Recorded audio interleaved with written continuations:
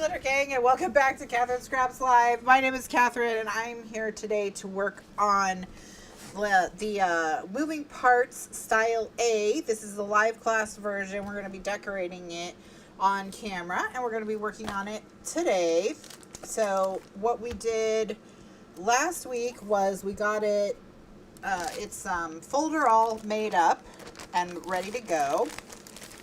And I had previously prepped the pages, but we did get a little bit of a start on the decorating of the pages, and we did the biggest layout that's on that first page. So this we did, and I showed you how to, not only how to make it in Photoshop if you want to, but even how you can print it even if you don't have a wide format printer. So we went over all of that, and now we just need to crack on with the rest of the decorating. So we're going to be doing, let me just go over it.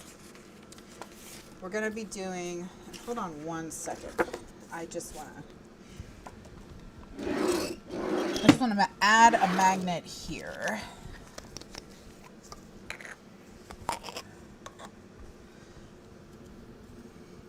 And then I'll just talk about why I want to add this magnet. Essentially, I've noticed you need this a little bit of a stronger pull than one single magnet on these corners of the page shift base for it to really be for the optimum stickiness once it's shifted. So I'm just going to add a third magnet. So we would just use 3 magnets instead of 2, and you just put one on the back of this one. That's where the third magnet needs to go so that it sticks it to the base. And we'll talk more about the page shift base when we get to that point.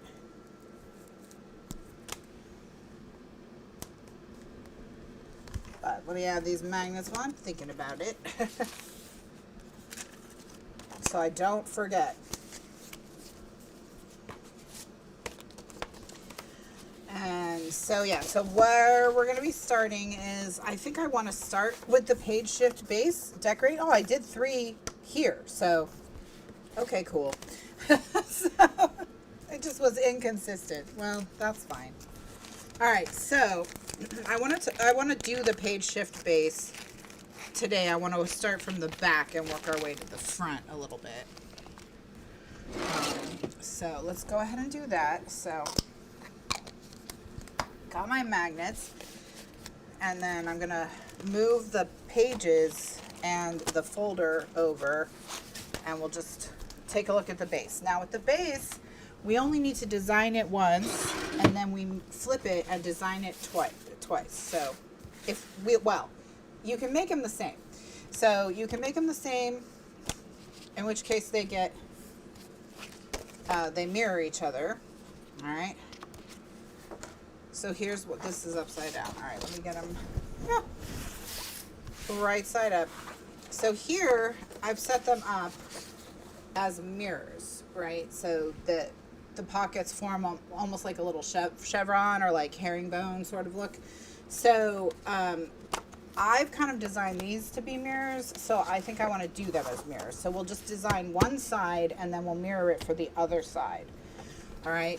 So this is the part that's going to go underneath and is going to hold more of our photos and things. All right.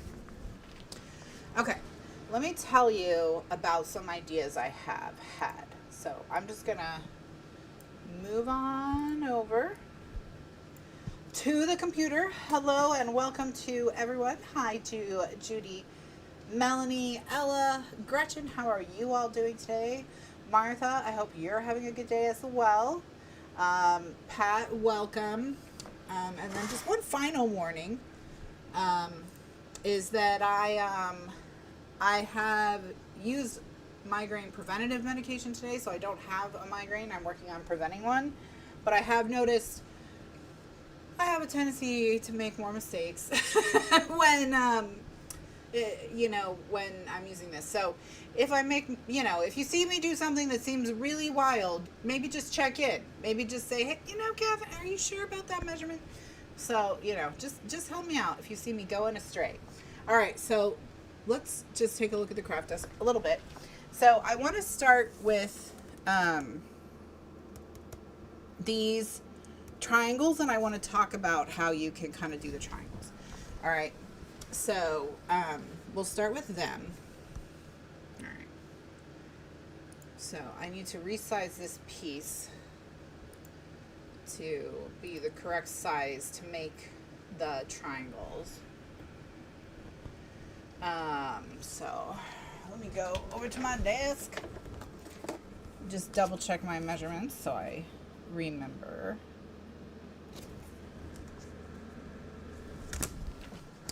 All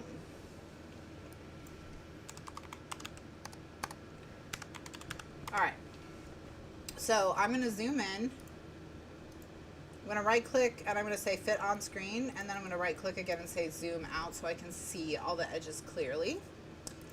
And then we're going to talk about how to choose the pattern paper for this. So there's two ways to go about this. And I'm going to show you both ways, okay? But way number one is to use a pattern like this that's just kind of, or like this, even something like this.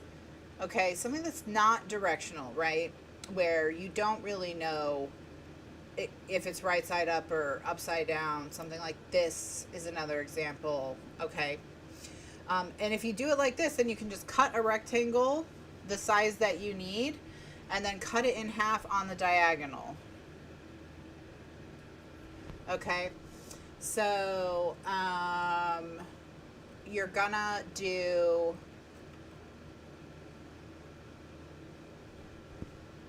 so you would resize this to be the same size as this piece, okay? So, and then you would literally just cut it in. When I say cut it in half on the diagonal, I mean from like this corner to this corner, and then you'll have two stripes, all right? But what if you want to use a paper, you know, where that's not the case? How would you handle that? So let's use these little dudes here. And I'm going to resize them to be the same size as my longest measurement for this. So in that case, that's the width, all right? And then I'm just going to drag it down onto this sheet, and then I'll just adjust it to see where I kind of am seeing the most. All right. Yeah, like, do I want to cut, basically I'm trying to decide, do I want to cut off these guys' heads or these horses' feet, you know? And I'm going to go with these horses' feet because I'm going to go with those guys' heads because we're going to cut off that top part of the piece. All right, so then what I'm going to do is I'm going to say layer flatten, and then I'm going to go over here to background, and I'm going to right click layer from background, and that way over here is where I'm going to do it. That way what we're going to do is we're going to always be working on a layer in Photoshop. You don't want to work on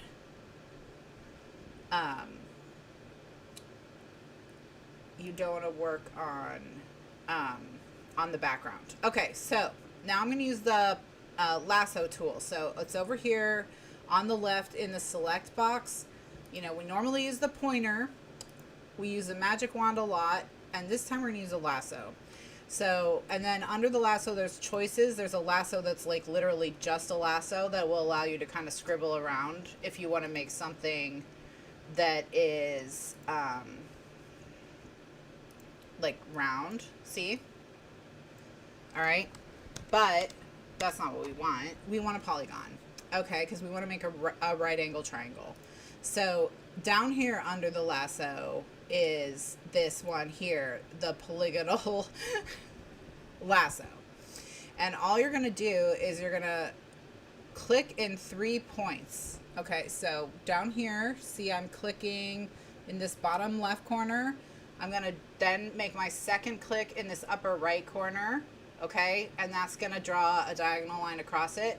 And then I'm going to click in this corner, and then I'll finish it by clicking back in this corner. So I'm actually going to click 4 times. All right. So that's it. You just want to click in that first corner, get yourself all lined up in this second corner, click. Get yourself lined up on this right-hand side, click. See how I can kind of put it anywhere? Gonna come back to that first corner and click, and if you've done it right, you can see how it changes from this cross. So see how it says cross? See how when I get back to where I started, it turns into a pointer again, and then it makes it a dotted moving line like any time that we have done this type of selection. And then I'm going to right click, layer via copy. Okay. And so what that's going to do is it's going to give me a triangle that I can drag onto printer paper. See that? Okay. All right. So there's my triangle. All right. So now all I have to do is I have to duplicate this. So I'm going to duplicate layer 1, 2, 3 times. Okay. And because we need to end up with 4 of them, because remember we're doing 2 pages at once. All right. Of course we are using a lasso for horse paper. Of course. Of course, we're doing paper surgery. Exactly. All right. So we have 2, of course, that are going to be in the right-hand corner facing this way. But then we've got 2 that we need to be facing the other way. So I'm going to click on those, and I'm going to go to Image, Rotate, and then I'm going to scroll down to where it says Flip Layer Horizontal. And now it's going the other way, which is what we want. Okay, because we have to get those 2 mirrored. So once again, Image, Rotate. Ugh, I'm not always amazing with my mouse. Image, Rotate, Flip Layer Horizontal. That's 2 of them. Okay, so there we go. Now I'm going to actually drag these 2 onto a different sheet, and I'll show you why. Well, I'll just delete them actually. So once I've dragged one, I can delete both of them off of this. All right, and then I can just duplicate this one. All right, okay. So now I've got 2 of them, but they're going to print. They're going to waste a lot of space on my printer, and I don't want that. So I'm going to take one of them, and I'm going to go back to Image, and I'm going to say Rotate Layer 180 degrees. And now I can put them next to each other, okay, so that they're not taking up as much space. As long as you've already flipped them, as long as they're already mirrored, this will work, and they'll nest on top of each other like that. So it's a good way to check that you've mirrored them properly, actually. And then this one, same thing, rotate layer 180 degrees. All right, and then back it goes. All right, so now we've got those 2. So we've got both of them. All right, so they're both ready to go. Okay. All right, excellent.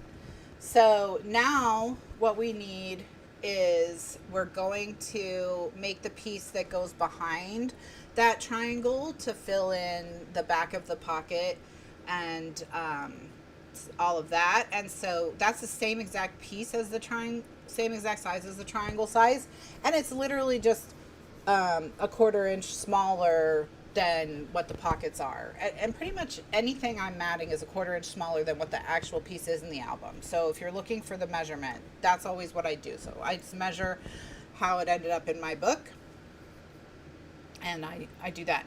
All right, so I would like to have these, I think, on this blue background. I think I like the blue background.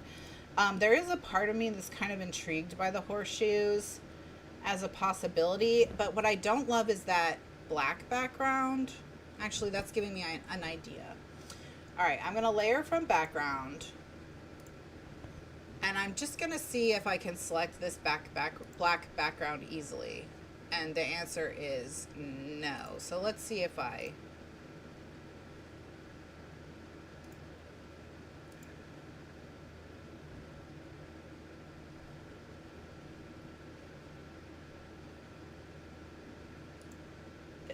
what I'm trying to see is if I got all of the horseshoes or what happened, and so I'm just gonna pull it down onto the blue.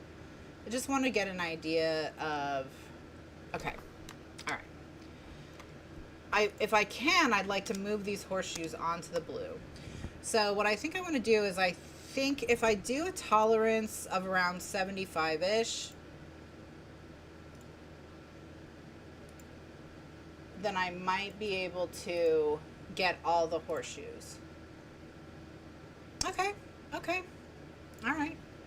Okay, so here's what I'm going to do. I'm going to resize this again to be the same size as the piece that I'm putting it on. And the reason I recommend you measure yours is just because if you have any variations in construction, which is very common, I have them all the time from book to book, sometimes it can help to add a little bit extra of like 1/8 of an inch to a measurement. Okay, so what I've done is I've picked up this dark navy that's woven into the denim with this eyedropper. So this eyedropper tool here under draw on the left will pick up a color and put it in your color tray. And then when you click on it, it'll tell you that color's hex code, and you can just copy it. And then what you can do next is you can fill in anything that is bothering you with that color. And so what I'm doing is I'm just changing these big black pieces to be blue, and it's not visually making a huge difference. I mean, I can see it on the screen, but it's not a huge difference. But the reason I'm doing it is simply because nothing in nature is black. Black is a very uncommon color for you to see when you're out and about in your daily life. So when you're doing illustrations, when you're doing drawings, when you're doing things of that nature, black looks weird. It looks weird, okay? So I'm just going to go through and I'm going to make those all the dark blue that's consistent with this collection. And then I'm just going to say flatten image so that they're all one piece. And then I'm going to click layer from background.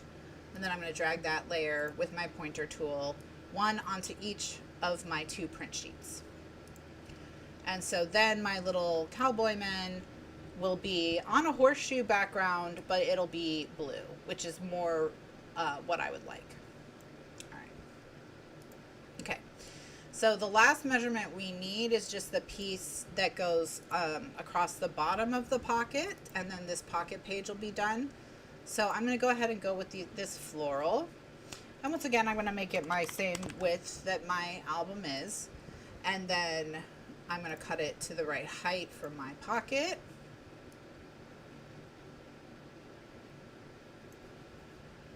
And then I'm going to layer and drag that layer. All right, going to drag it down there. And down there. Okay. All right, perfect. All right, so with this piece specifically, I'm just going to hit Control Z until I see the whole thing again. And I'm doing that just so that way I don't forget, you know, what it is. All right, so that has finished off this. So let me go back to the desk really quick to show you what we've done. All right, so what we've created here, okay, are these pieces. All right, so this pocket piece here, the background behind it, and then this smaller little tuck pocket in front of it, okay? So this and this are both done, all right? And then what we would move on to next is, I think, this pocket piece here. And just we'll have it kind of, think of it as flowing into these horses and things that we've just made. So what we want to do is work on this piece next.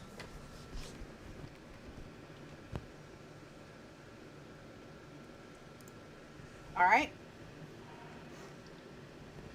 So as I'm looking at these, I'm thinking, you know, what could be kind of fun for the pocket? And I'm thinking, what if we resize this?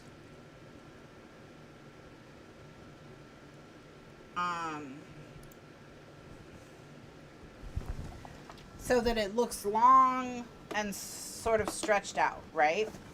All right, so let me get my ruler.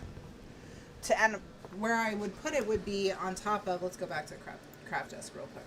I'm thinking of it for here See, this is two separate pockets, but I'm thinking, what if we just did it long and skinny to cover both pockets? And then I think with the blue denim that's back here, that could look very cool. So that's where I'm thinking about putting it. Okay. All right. So I just need to think about the size. All right. So, all right.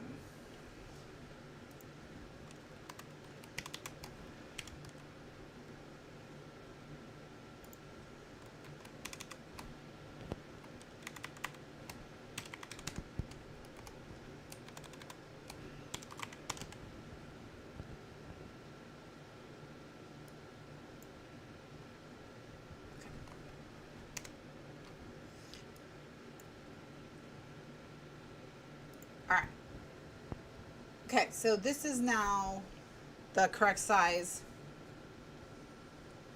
And I think that's really cute. It makes the hearts very cute. Or in fact, those might not even be hearts in the original. So I think they might be paisleys that are turning into hearts, which is kind of even cuter.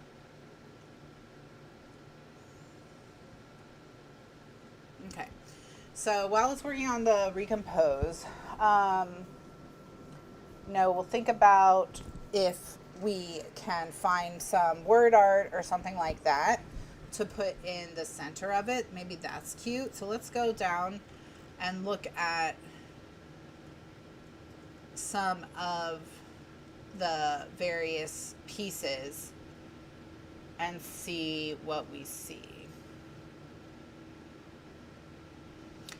So like something like this, for example, could work.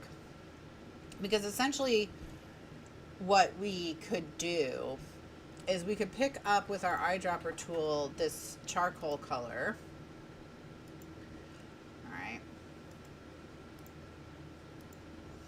And then draw a little square with our square tool on our little bandana piece here.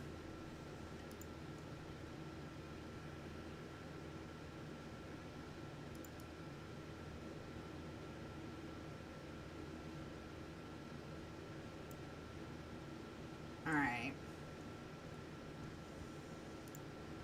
And I may not end up not liking this, so we'll just see.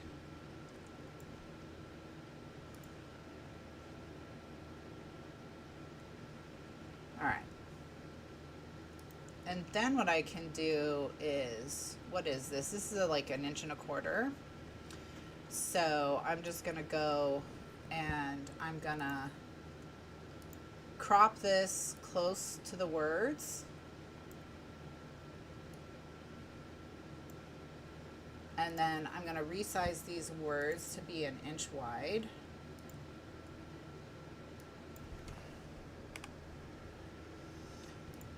And then put them on that little guy. So I'm just gonna drag them down onto here. And maybe we'll just do like a few of them.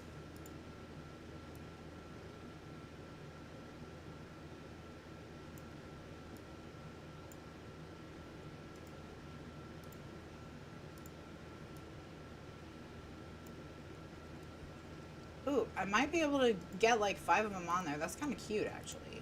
Almost like a little, well, maybe we won't be able to get 5. Maybe we'll get 4.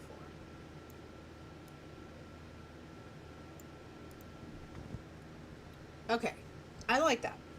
All right, so the only thing I'm going to do is I'm going to highlight the layer that is the square, and I'm going to right click it, and I'm going to edit layer style, and I'm going to click bevel, and I'm going to do an up bevel that's 15 inches, and that just kind of makes this look like a puffy sticker.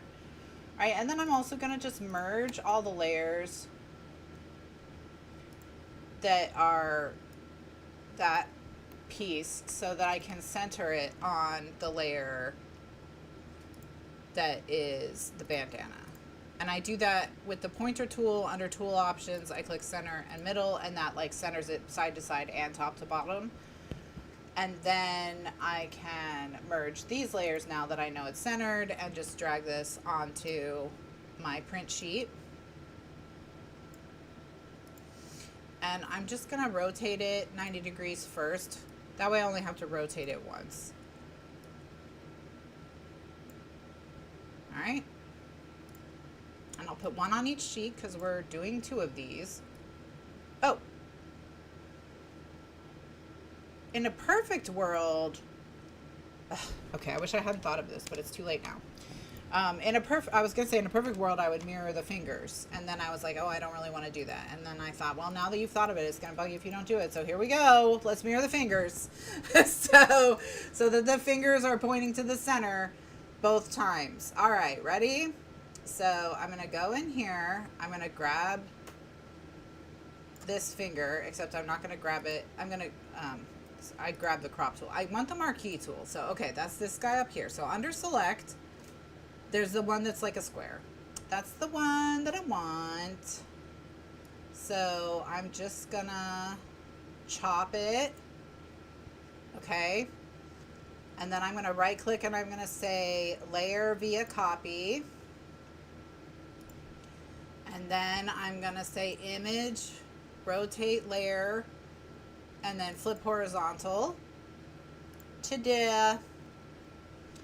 All right, so we're gonna duplicate. Okay.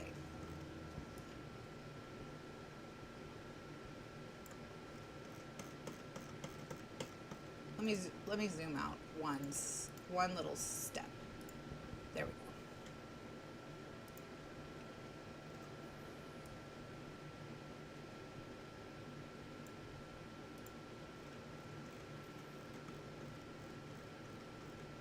All right, and then I'm just gonna duplicate that one and say okay. And then we'll drag it down. And then duplicate that one, say okay, and drag it down. All right, perfect.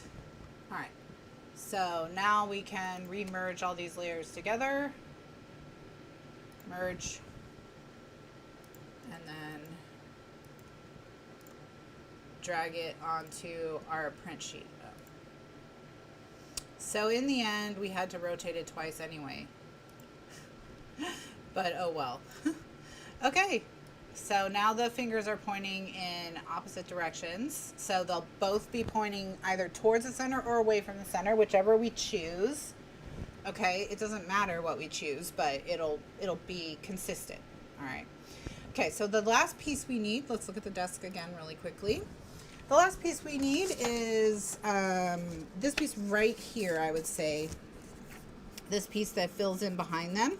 We'll just use the room that's left on the page to make that. So let's go back to the desktop. So I'm just going to do a couple little adjustments. I'm going to take this skinny brown piece and I'm going to go to image, rotate, rotate layer 90 degrees left.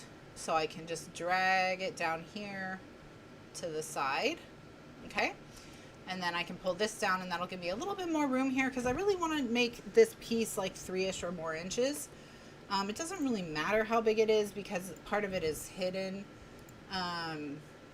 So if we can't get it exactly the same size as the backing piece, it's okay because part of it's hidden.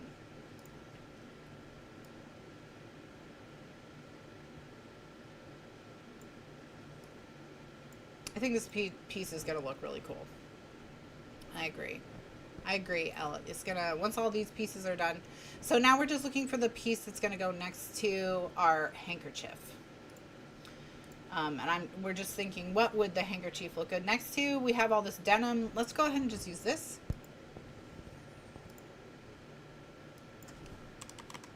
We'll pull in the blue, but lighten it up at the same time. And then this aqua will be a really dynamic contrast with the... All right, so let's see if I can get 3.5 inches.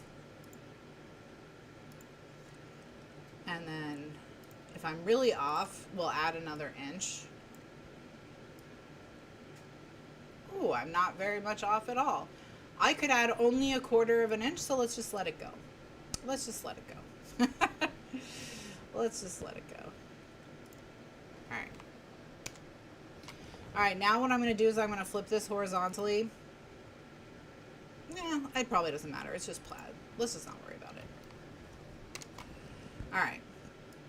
Let's drag it down. Okay. Time to print. So, first thing I'm going to do is I'm going to save these. That way, if I need to recreate any of these pieces, I don't have to do it completely from scratch. I can just go back to my print ready folder and I can find them in here. And essentially, anytime I'm making something for a mini album, I do just save it in there. So that if anything goes wrong, I don't have to recreate. But it does also have the advantage that if you wanted to make this album again, it would be a lot easier. Because you could just print them out. Sorry, I just moused off of this for a second, and that's what caused that little bloop. All right, so what I'm going to do is I'm going to click the second one, this one, and then I'm going to hold the shift key and click this one, the first one, and then I'm going to say print, and it'll just print those two. All right, so because only those two are selected in my photo bin, it's only going to try to print those two. Then I'm going to go to my advanced settings and choose my Super B high quality that I have set up in the past, and then I just print one copy because it's got to print the two sheets. I only want one of each. It gives me this warning every time because it when you have ink tanks on the side of your printer like I do, you pour ink in. You can even pour ink into it when the printer is printing, and that's very convenient. However, and I'm going to move back to the craft desk for a second here. However, the problem is that it has no idea how much ink is in it at any given time. So it reminds you every time that you have to check the ink. All right.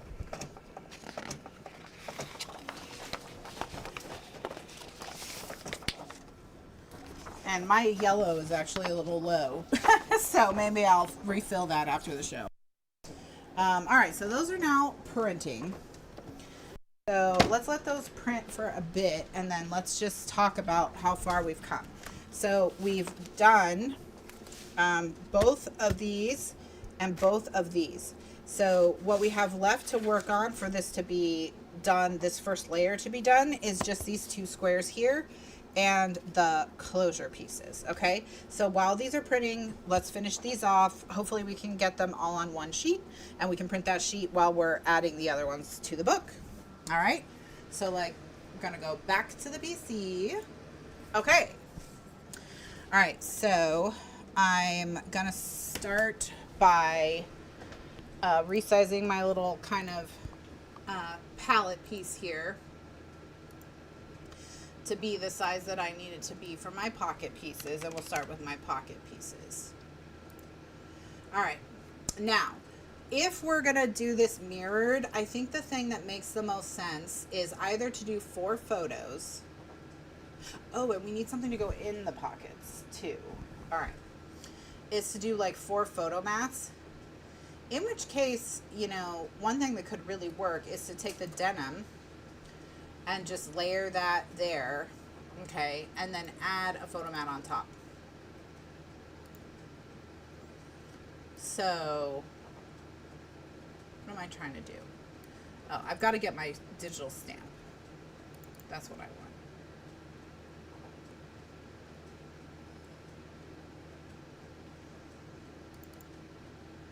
Okay, oops. That wasn't helpful. That was probably the least helpful one that I could have opened. Okay, so this is my photo here stamp. So what I'm going to do is I'm going to resize this. No, I'm not. I'm just going to drag this onto my little piece here. All right, and it's going to put it right in the middle like so. I'm going to right click it and drop a shadow on it, because if I don't drop a shadow when I place it, odds are I'll forget and never drop one. And so now my only question is, as I look at this, do I like how it looks like that, or do I want to put something underneath it, like maybe this bandana? So what I have to do is I have to Control Z to undo all the changes that I made to this bandana and put it back the way it was. All right. Okay. So now I'm going to resize it to be the size that I need to go underneath. And it's really only going to show just the very outside edge, but I do think it'll still have a little bit of a textile effect. Yes, see, it does have a stitched line that goes all the way around. The only thing I don't love is that there's just enough showing of the other pattern to me that it's kind of bothersome. So what I'm going to do is I'm going to collect the red. So I'm going to use my eyedropper tool to pick up the red so I know what the red is. I'm going to copy the hex code. I'm going to go to the square tool. And essentially all I'm going to do is make a square that's just inside the stitched line. So that it will cover that up. All right, so I'm just gonna move the square edges until everything is covered except that stitching. And then say okay. And so now I have that stitched border, but without any of the distracting little bits of paisley. So I'm gonna just merge these layers together. Okay, and then now that I've done this, I can just center everybody. So I just hit center and middle, and that puts everybody all together. So now I'm going to highlight just the shape that is the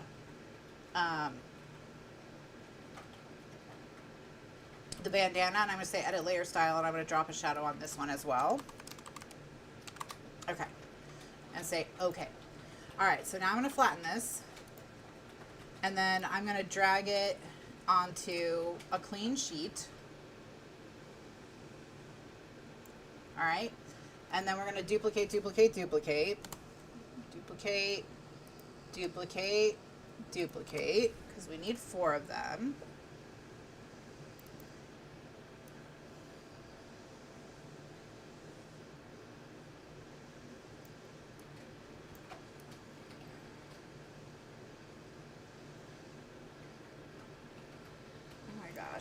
I'm really struggling to line things up. Okay. All right, so then here we go. So that's those. Okay.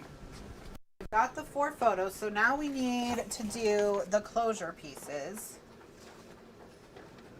All right. So we're going to do those closure pieces. And again, I'm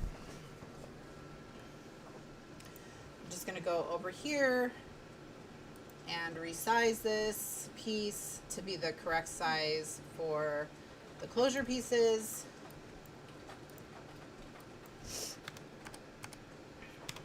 Okay. Now these are designed to be like, you could just put a card right on them and they'll look really cute. So here are some thoughts. On one side we could do a bandana to represent the little raccoon bandit, and then on the other side we could do this sheriff badge to represent that little fox sheriff that we have, and I think that could be really cute. So let's go ahead and do that. So all I'm gonna do is resize these to be the correct width, and then just hope that when I drag them onto the piece that it'll crop nicely. Okay, so it didn't totally, but it's not the end of the world. So all we need to do is just ever so slightly squish it. Ever so slightly squish it. Okay. And then what I'm gonna do is, oh, actually no, new idea. All right, I would say we need to be about 1/4 of an inch shorter on height. So let me go to the original and let me resize it again. Okay. so that instead of being 4, the height is 3.75. It's going to come in on the sides, but because we already have one there that's the correct width, it should just look fine. Yeah. So I think if we just lose another 1/4 inch off the height, we'll be fine. So I'm going to delete this second one. So that first one is the right width, and that's going to give us that red background all the way across. So the second one will layer on top and become the right height. Okay. All right, there we go. Perfect. So see how the backgrounds are just blending into each other. I'll just center this. All right, perfect. All right, so we need one of these. I'm going to go ahead and drag this over here. And then we just are going to go through this same process with the little bandana. So we'll first make the width, the final width that we need. And then we'll make adjustments to the height as needed. All right. So again, I think if we just take like a 1/2 inch off the height, we'll be fine.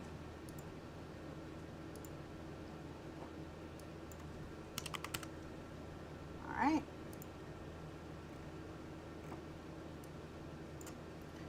And there we are. Perfeccione. All right, now we'll drag this over. And we just need to make a back for these. So let's think about something that feels a little more sheriff-y and something that feels a little more bandit-y.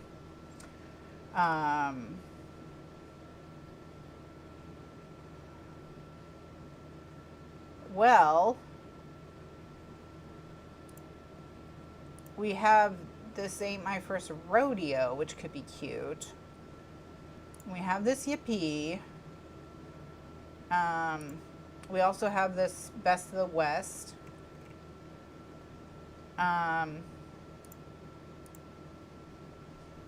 The other thing we could do is we could just use this to make a journaling spot on the back and use it on both of them and just mirror it. Let's do that.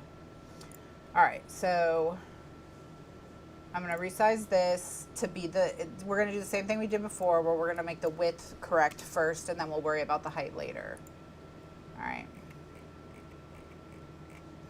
But I think with this one we may have to do it, yeah, we may have to do it opposite. Okay, so now that I've made the width correct, I'm going to resize this to make the height correct.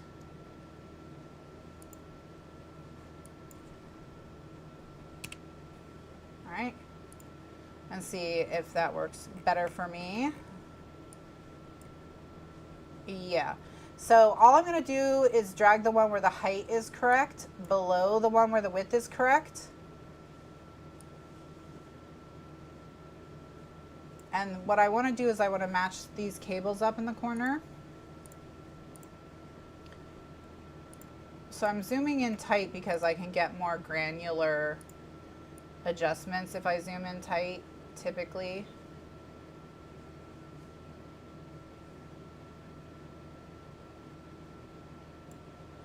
All right. Okay, this is not working very well. Okay, so abort. Reverse, reverse. Okay.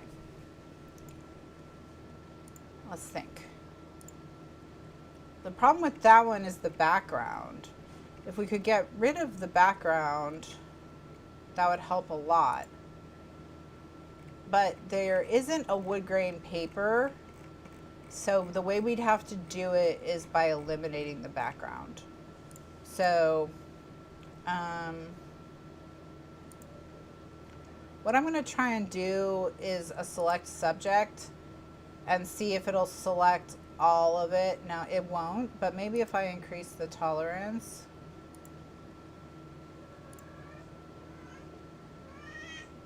Oh, okay, okay. My goodness. All right, I'm going to put the tolerance on max and hit select subject again. So it just doesn't perceive these bandanas as part of it. So I think what I'll do is instead, I'll just see if I can select the background.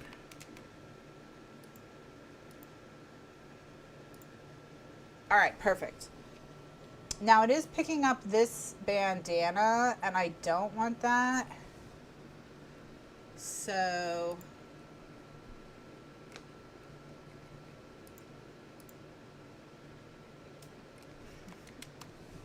maybe I'll turn it down a little bit.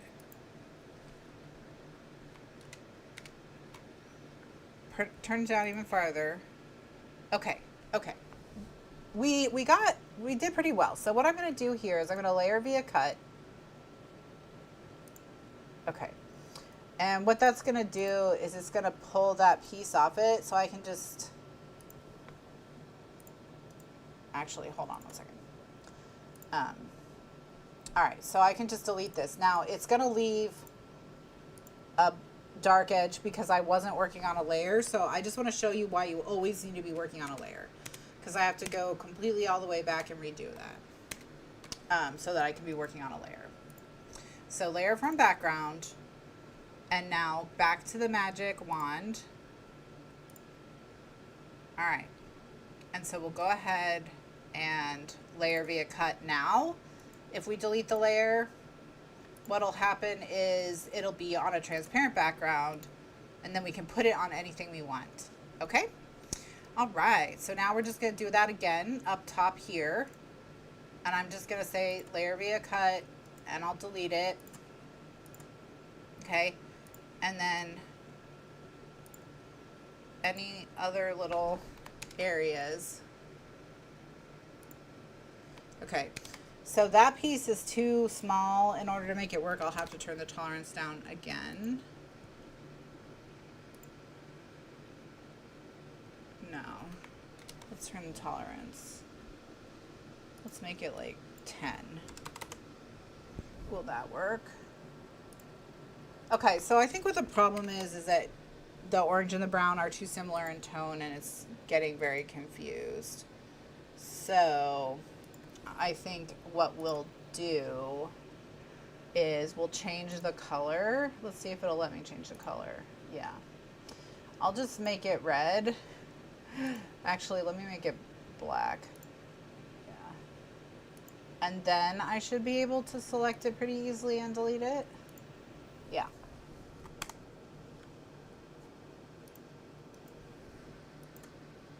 All right. So now I can put this on any kind of background I want. So what I'm going to do is I'm going to use the one that looks like this, the floral that we've used already.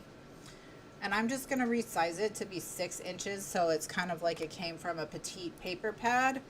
And that way we'll see more of the pattern. So now I'm just going to drag that down onto here. And that looks cute. And then I'm going to go find the thing that I was just working on, which is here. I'm going to move it to the front because I don't want to lose it again. All right, so now I can drag this down onto here, but it's too big. So let's go ahead and say that we want the height to be, right now it's 3, so let's just say like 2.5.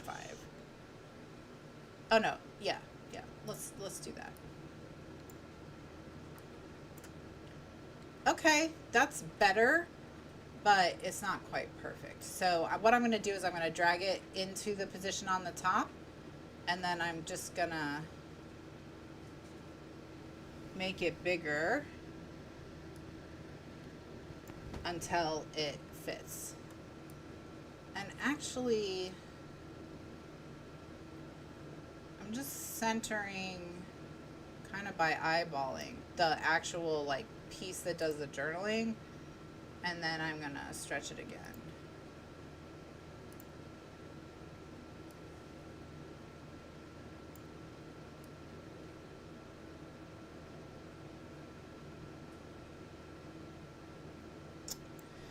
Okay, so I don't want to make this any bigger because it's already quite bigger. It's bigger than I really want it to be. I really want it to be more like this. So what my issue is I don't have enough rope. So I need a piece of rope, essentially. So let's go back over here. And let's zoom in, because I think we're going to need to be pretty careful here. Okay. So here's a nice little piece of rope. I'm just going to crop out a little piece of rope. Okay. And then I just want to, you know, delete the stuff that isn't rope for the most part. That's in photo bin. So I don't know in regular Photoshop how it organizes photos. But in regular Photoshop, down here, there's this little folder that says Photo Bin, which will show you, if you click it, everything that's open. And so what I do is, before I start the show, I open everything from the collection I think I might want to use. And that way they're all in the Photo Bin. And so it's just the Photo Bin will disappear anytime you use a tool, because anytime you switch tools, Photo Bin will automatically change to the tool, or Photoshop will automatically change to tool options, which is the second one here, so that what's showing down here is the things you need to use the tool you just clicked on. So you just have to click back to Photo Bin to see the photos again. Now how that's going to work in regular Photoshop, I don't know. I'm using the polygonal lasso tool to grab this piece.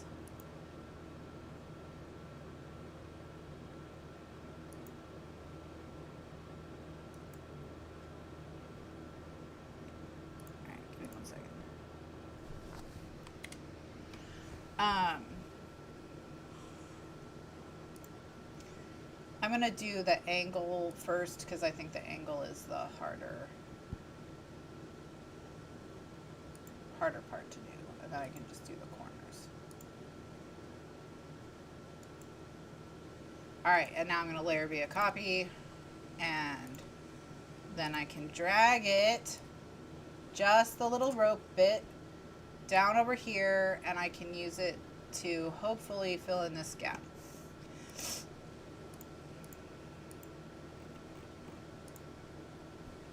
Okay, yeah, so, and it might call it like photo organizer. I know in some programs it does call it photo organizer, so that might be it.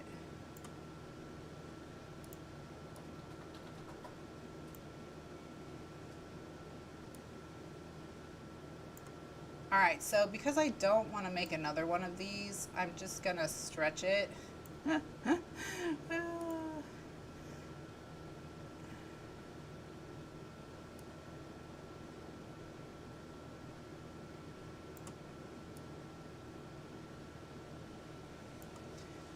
And then I need to thin it a little bit. There we go.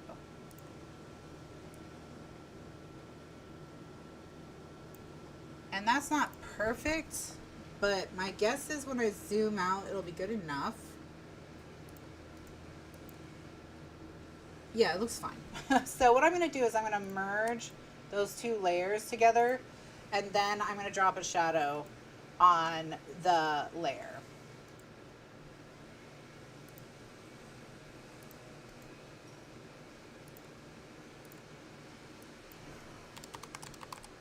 And we're gonna do this twice. Okay, so now that the shadow's on there, and the reason I merged the layers is so the shadow would be on the whole rope. Okay, and so now I'm gonna just drag this onto my print sheet. I'll actually do it this time. Okay, so I dragged it onto my, oops, I didn't flatten it. So because I didn't flatten it, it didn't work. I only dragged the layer I had selected. Okay, so now that I've flattened it, it's here. And now what we need to do is we need to duplicate it. Say okay. And then the one that we just duplicated, we're going to flip horizontally. So that's image, rotate, flip layer, horizontal. Now they're mirrored.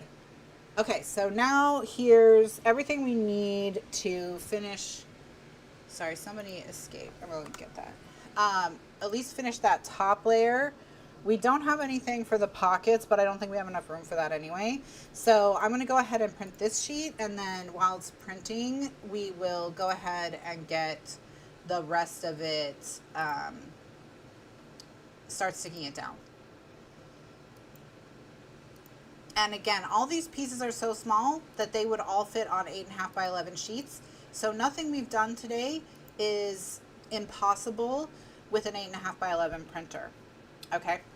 So regardless of what kind of printer you have, you can still be doing all of this stuff. So you're still good to go. All right.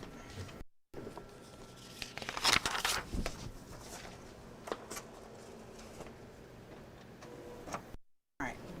So I'm going to go ahead and start printing. Here, I'll show you what we've done so far. Look at how beautiful those are going to look together with the brown and the blue. That little hint of red to make it more interesting. Going to be very, very cute. So what I'm going to do now is I'm going to do a recording break so that all the designing is in one video and the sticking together is in another video. And I'll be right back. So those of you who are watching live, just hang tight. Nothing's going to change for you. Everyone else, if you're watching in the archives or in the moving parts folder, just click to the next video and see how it all comes together. Thanks so much for watching, and I'll see you in the next one. Bye now.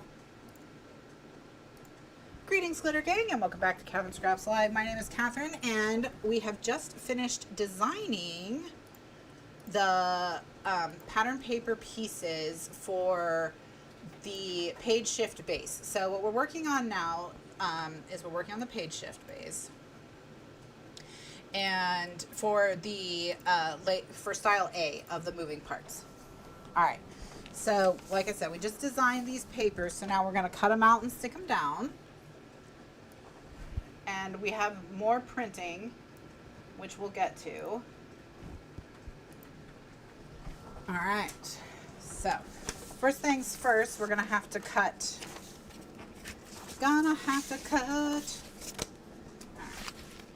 So let me move the page shift base pieces out of the way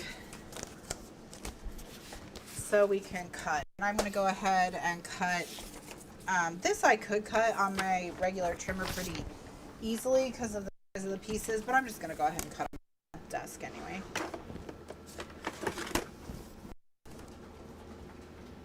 So again, we're keeping our Western theme here.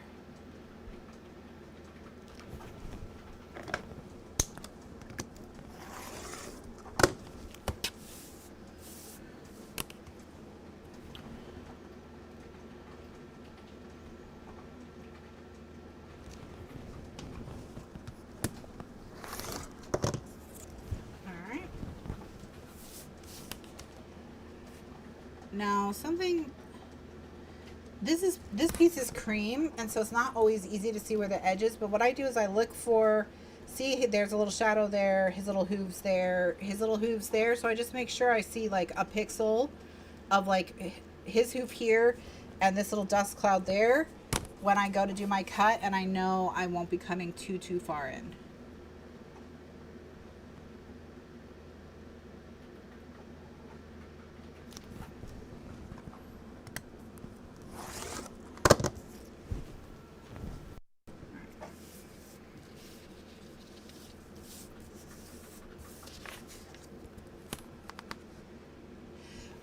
Well, we had tornadoes I want to say last week or the week before or something like that.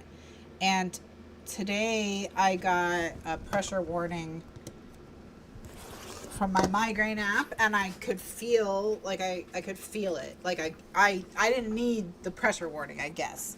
But the pressure warning basically told me, yeah, the pressure's dropping, there's going to be a storm, you're going to have a problem. Like, you know, get to getting. So far, so good.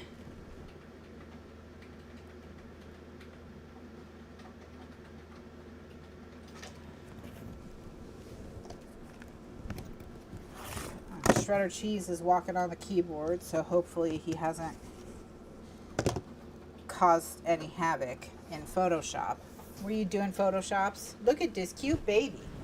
Look at this cute baby. Look at this cute baby. Yeah. Look at his little lion face. My sister and Shredder have beef right now. She just said, I don't know if you could hear her off camera, she said he's a monster. So she strained her back. My family, everyone has weak backs. It's from my mom's side of the family. How do I make the digital photo mats? So I can make the digital photo mats because I just use the stamp files that I send to our stamp maker. One of the things I have thought about doing, let me know if you'd be interested in it. I have thought about selling a digital photo mat pack where I give you a JPEG that's the exact right pixels and everything to be, 4 or 5 by 7 photo, and I put the 5 by, basically making one for each of the things in the stamp set. So I have thought about selling a digital photo mat pack where I basically turn that stamp set digital. So what it would be is I'd make, it's just I would have to, it's just going to have a lot of files in it because I have to do all 4 of the designs and then one design with each font and then one design with each font with each number. So it's a lot of files. And I was never sure how helpful it would be, but if y'all think it would be helpful, I will make a digital photo mat pack and put it in the shop. Also, Mr. Lifeguard and I did have a long discussion about stamp sets, and we have some ideas for expanding the stamp set, so we are actively working on that. So that is currently in progress as well. For those of you who want like holiday images, more fonts, things like that. So we are going to make expansion packs for the stamp sets. Oh, he's very comfy, huh? He very comfy. Yeah. Yeah. Okay. I'm going to have to work the corner. I can see. I can see. So now I do already have, I'm just going to take that. It's okay. It's okay. It's okay, buddy. It's okay. No, you took my blanket.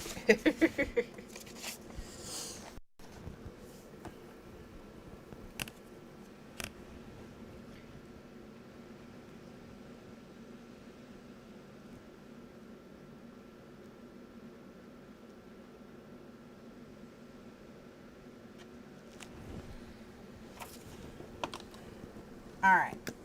Well, then I love the horseshoes on the blue background. Oh, do you hear him? Here, talk to your fans. What do you think? No? Okay.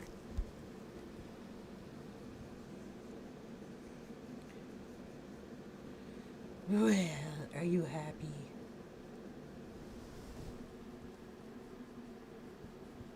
Okay. Yeah, the blue background for the stamps, or for the horseshoes, I much prefer to the black, for sure. They look really nice on the blue. They do. Alright. So, I just have one more cut to get these into a rectangle, and then we just have to separate them.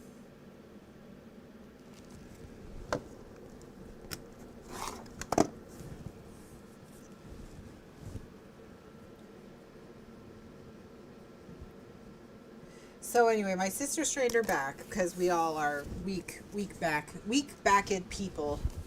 So she strained her back, and it was improving and it was healing. And then he tripped her the other day and tried to kill her, and saving herself from falling, she hurt it worse than it was hurt before, like at the start of the injury. So now it's more hurt than it was when it was first hurt.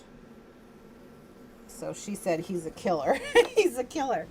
He's a murderer. And then I have a friend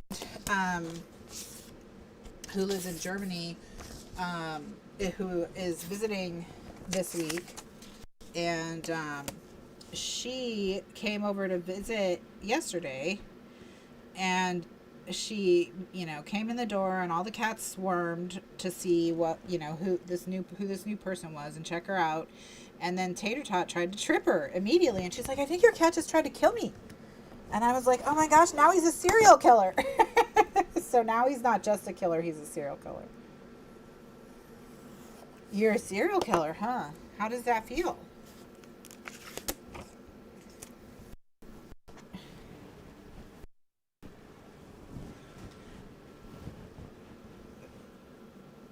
Yeah, he's like, it feels good. I'm very calm and relaxed. Yes. Yeah.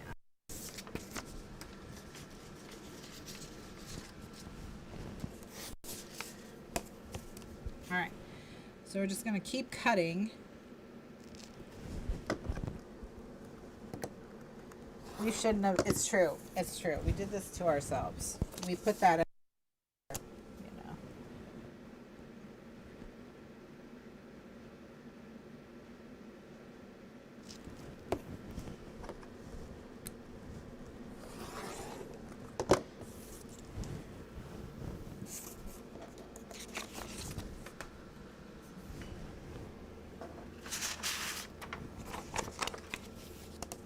All right.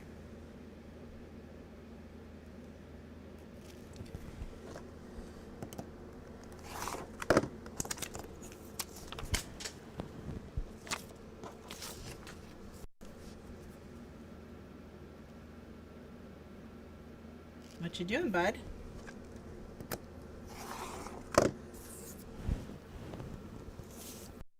He's always so interested. It's so cute.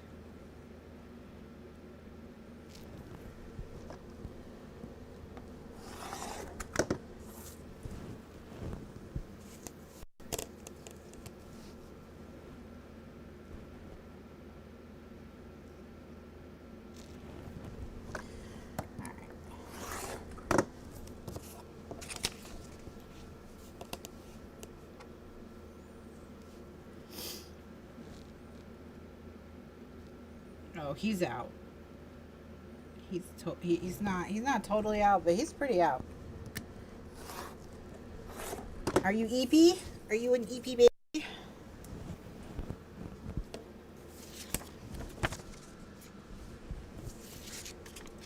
Look how cute the most wanted sign turned out.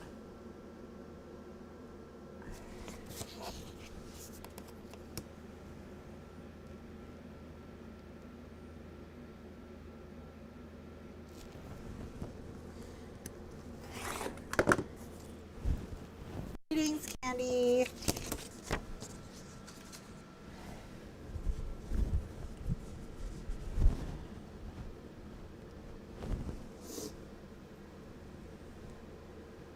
All right. Okay, so we got one sheet done. So let's do the other sheet.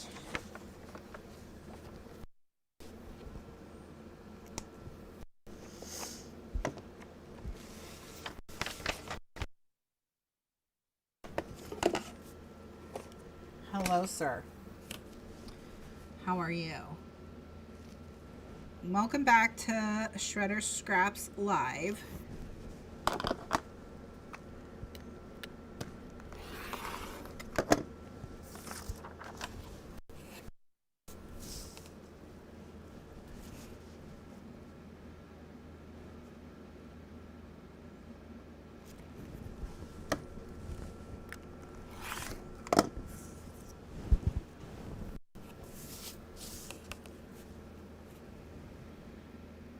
Hi, Shredder.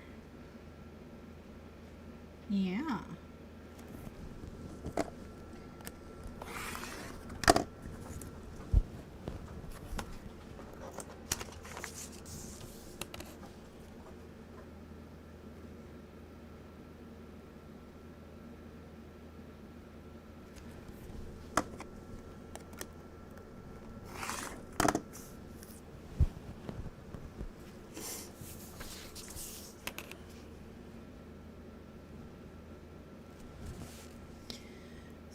So, anyway, this is the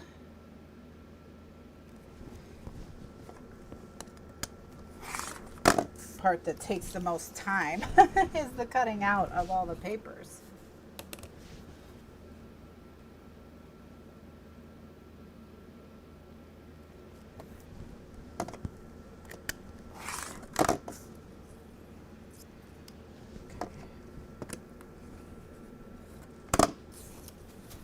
All right, almost done.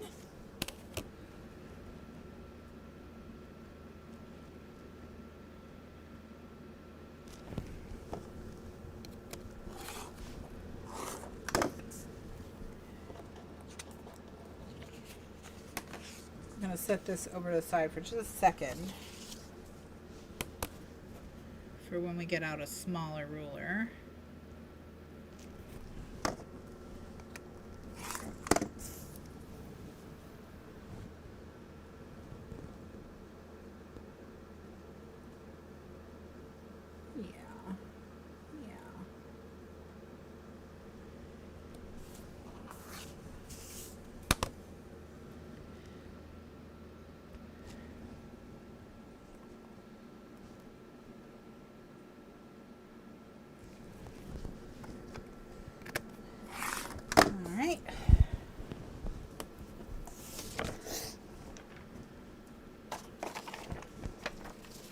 Almost there. Then we're going to be inking and taping. I know I'm being very quiet. That's because I'm concentrating. I'm trying not to mess up.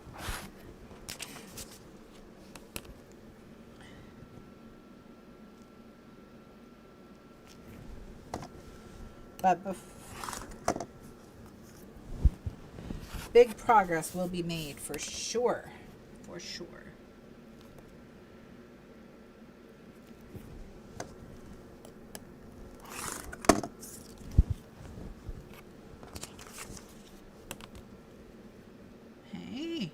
Yeah. Oh, okay. You want everyone to stop what they're doing. Yeah.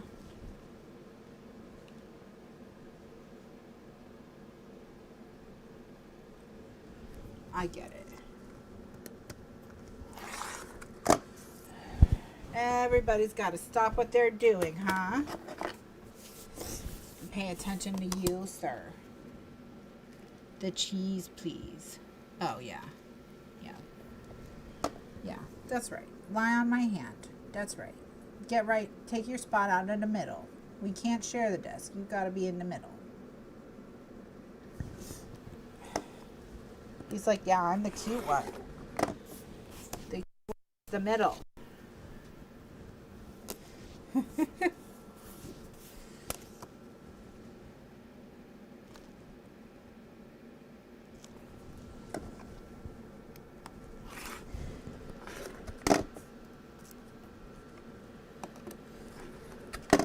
Anyway, so I have this pillow that when your back is hurting can feel kind of nice. You can, like, you know, get your legs into positions that put less strain on your back or whatever. So I gave that to Liz yesterday so that she could rest a little bit more comfortably. And then, to add insult to injury, he stole her pillow and turned it into a nest for himself. So things are not going well between the two of them. I don't know if this relationship can be saved.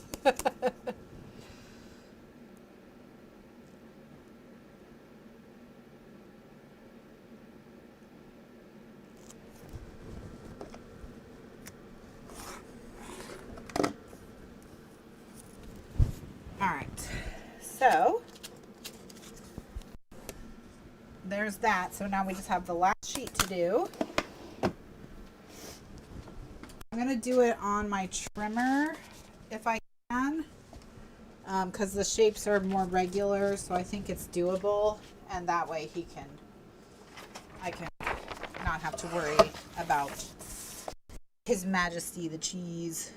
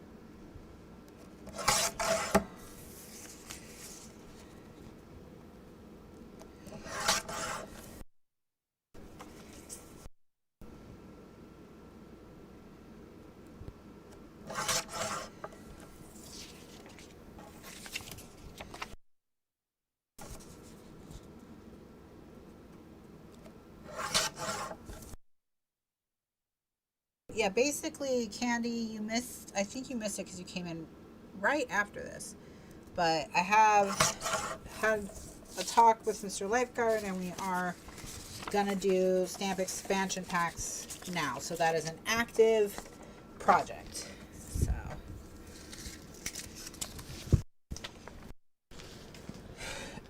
all right.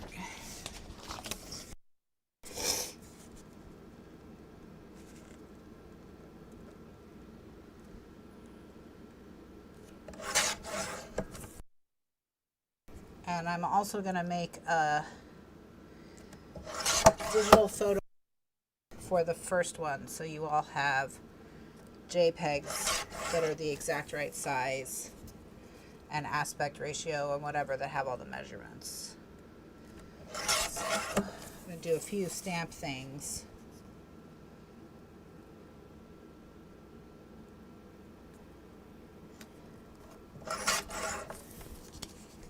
Coming up.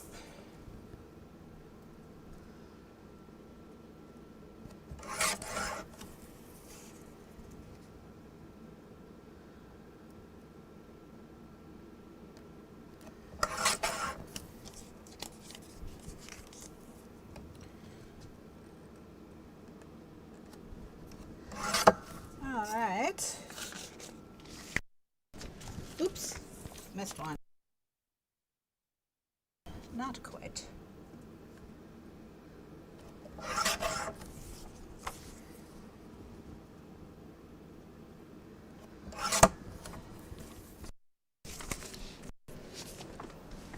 Okay, time to stamp. Yay. So basically what we were talking about, I'll just let you in. We'll do a behind, it'll be a little bit of a behind the scenes while I do the inking.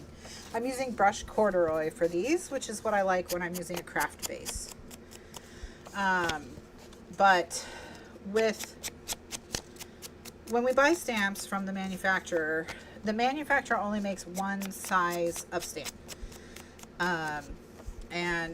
So they make a sheet of stamps, and you can have, you know, as many stamps as you want that fit on that sheet. And if I remember correctly, and I'll have to get back in touch with my rep there, but I think it's 4x6 stamp sets that fit on one of these sheets. So what we were thinking we would do is we would set it up with 4 different stamp sets, so 3 new seasonal or lifestyle stamp sets, and then 1 of the original, and then we'll order it like that, and then we can do a bunch at once instead of having to do setup on 4 new sheets. Hopefully you all like them exactly the same amount, or else I'll be in trouble though when it is so.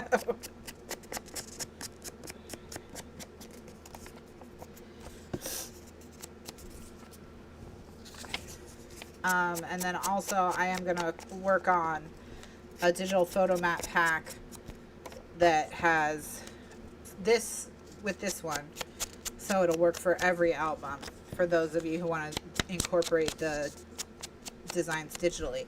Now in the meantime, before I come out with that, you can get my old photo here stamp for like $2 as a digital on my website, and then you can just use a typewriter font to add your measurement underneath. So there is a digital, we do have a digital stamp on our website.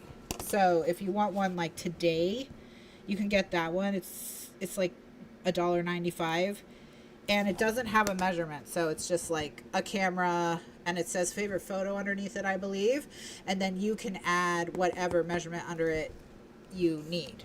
So there is something that you can incorporate immediately if you really want to just start today, because you're working along with me or whatever. You would just need to type in your own measurements underneath. So, but that is there. That is available. And the font that I used in the stamp set that I have the digital version of is interactivity. But the font that I use for typewriter now is Orange Typewriter.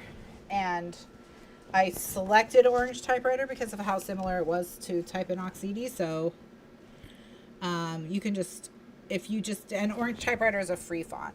So if you just download Orange Typewriter, it'll be close enough. But you can use literally any font you want. It doesn't matter.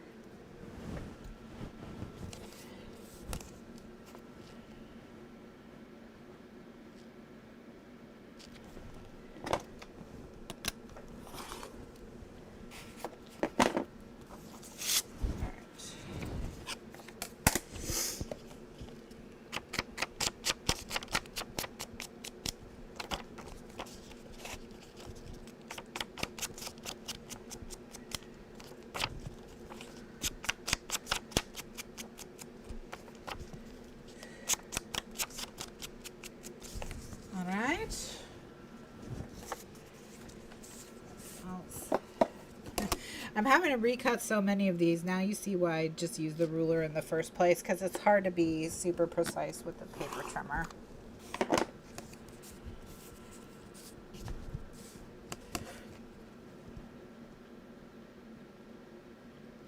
Liz, can you hit the AC fan and make it blue, please? Oh wait, no, you're crippled. Don't do it. Oh, she did it anyway. She put her life on the line, folks. Tater Tot, you did this. Oh, he hurt his knee. Oh, poor little guy. You didn't know. You didn't do that on purpose, did you? No, you didn't.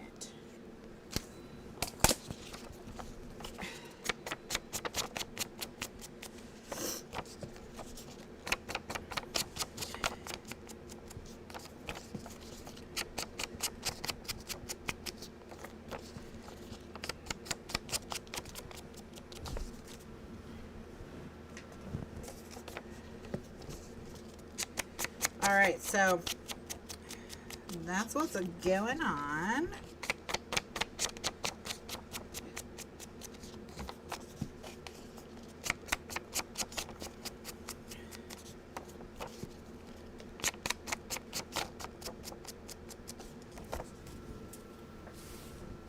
All right, so that's the stack of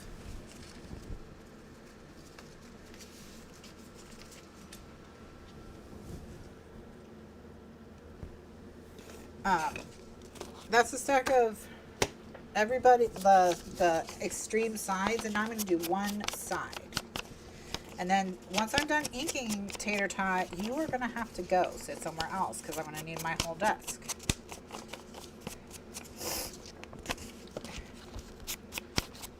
So that's just how it's going to be, sir. That's just how it's going to be. I need you to go gracefully and not claw anyone, okay? All right, now this piece,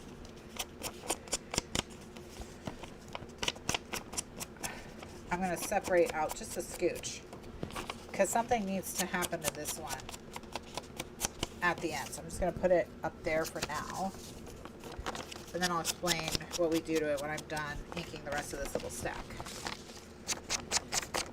And that's the pocket, the double pocket liner.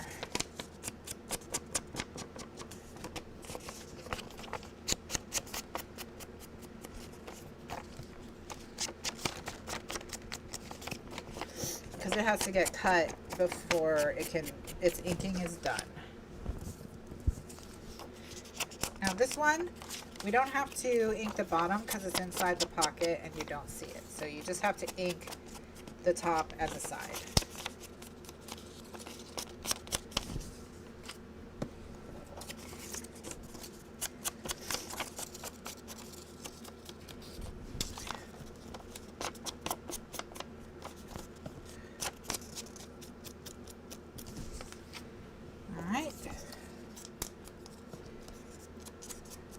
Last little piece here.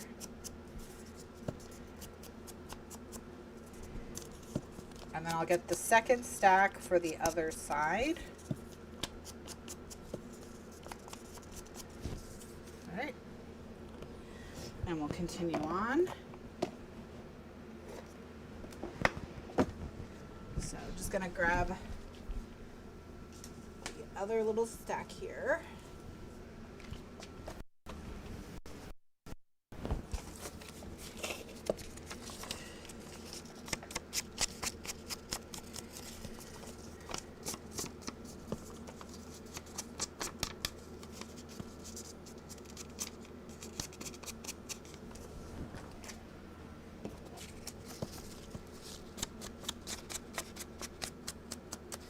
I think he's just happily purring away again.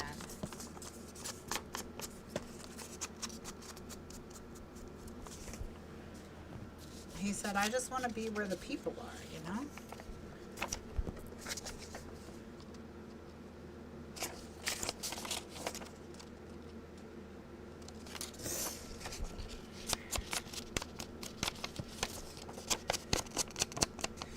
Remember, these two are mirrors of each other, so I'm just inking I just held them up to make sure I inked the right edges, so that then it'll be easy to identify later how to put it into the book.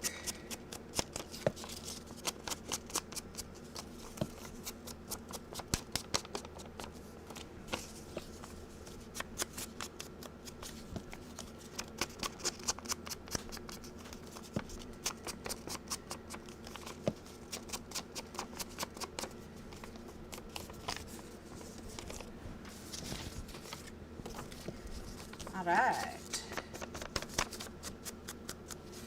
Now, the page shift base has an additional layer underneath, of course. So,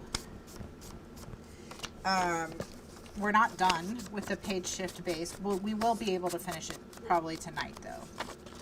But there's another full, like, 22 by 11 inch layout underneath this layer that we're doing now.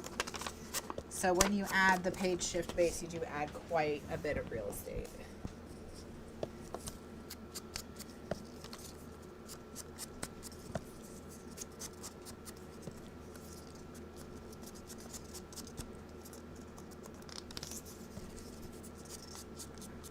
All right, so now that we've inked all the pieces,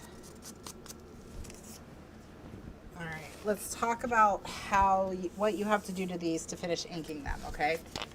So these are the liners. They go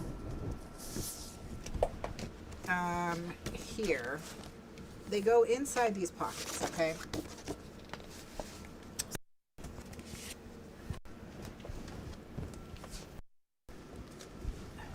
Excuse you, sir.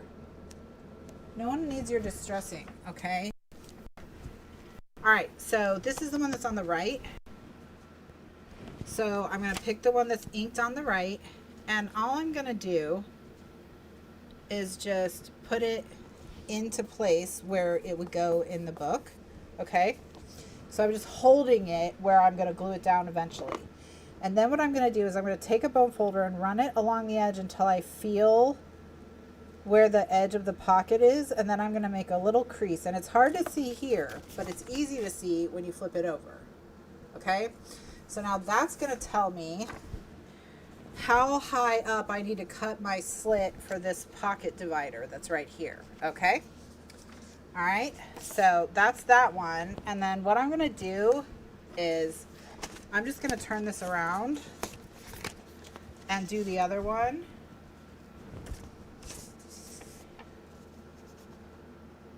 Because if I rotate the base 180 degrees, then I get the same effect. All right. And he's headed out. Okay. So I now have these. All right. So then I just need to know where is the center. Okay. So I'm going to grab this. Okay. And I'm then just going to center this literally on my piece. Okay. And I'm just using the centering lines on my ruler. And then all I'm going to do is just take my stylus and score up to that line. So now, oh, here we go. You can see I have that T. So now all I have to do is just cut out this T. Not the whole T. Just not, I don't need that crossbar at the top cut out. I just need to know where to stop cutting. Okay.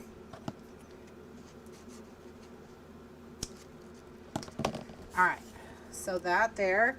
And then I like to ink this whole area, because then it's going to give like that same inked effect as it goes around the pocket. Okay.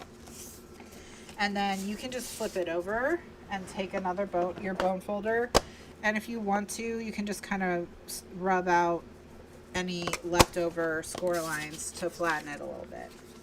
But no one's they're not noticeable to people watching, or to people looking at your book. All right, so once again, centering it on my board.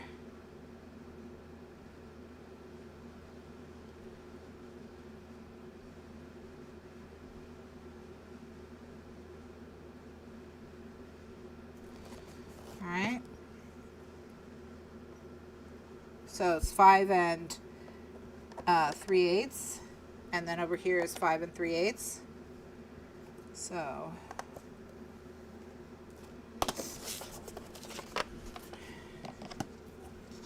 and then, like I said, just cut that score line out.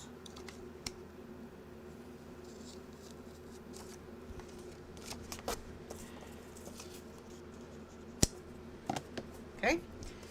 And then once you've cut it out, just ink that whole area. Now I'm just going to hold them up to each other and make sure I put it's in the same spot, and I did not. I know the one on the top is correct, so I'm just going to trim out the one on the bottom and give it another little ink. Okay.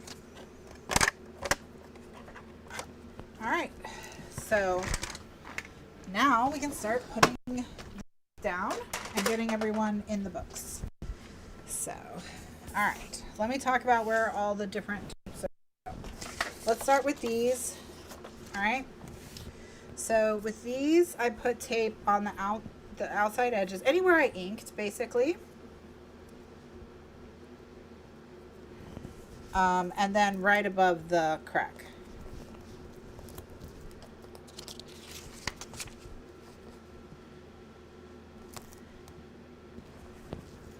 Alright, that's where tape is going to go on that one.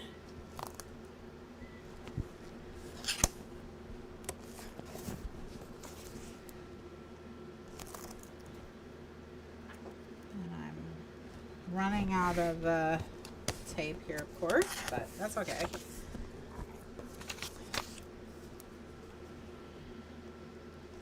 Now, it doesn't matter which one goes on which side, because we cut them to be mirror images of each other. So as long as, so that regardless of which one goes on the left, the one that goes on the right will look like it's the mirror image of it. So it'll be fine either way, because we twisted it before we started.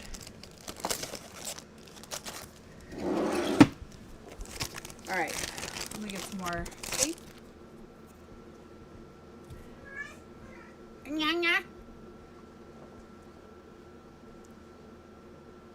He's mad about something.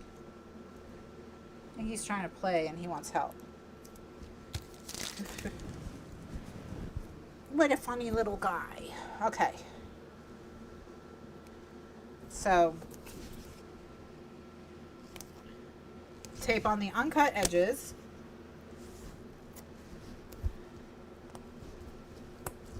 And then tape right above the crack. All right. Okay, so then this stack all belongs to one. So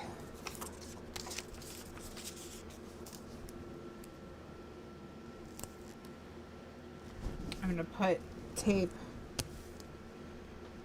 across the top and side.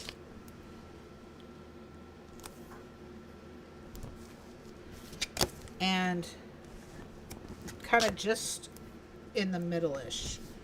I'm not gonna worry about the bottom right now because sometimes we have to cut the bottom. And the reason why is because, you know, if you were a little bit off when you made yours, and this is not a value judgment on you because I've had this problem on mine as well, but if you're a little bit off when you cut your diagonal for your cardstock, then, you know, the slightly changed angle is going to carry over to the pattern paper, and you just need to be able to adjust. So that's all. So once I dry fit it and get it perfect, then I'll put my tape on the bottom.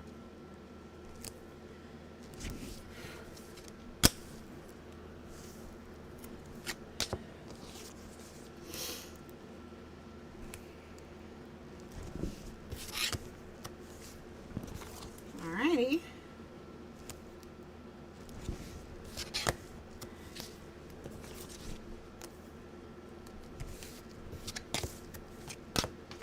Alright, so that's gonna go there. Then we do these two, and then we'll do the other stack, and then we'll start sticking everybody down. But yeah, fun times. Making this look so cute.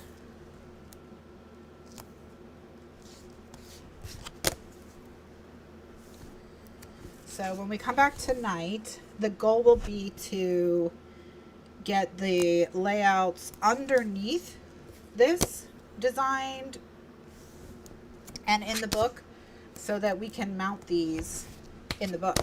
So mount the page bases into our folio,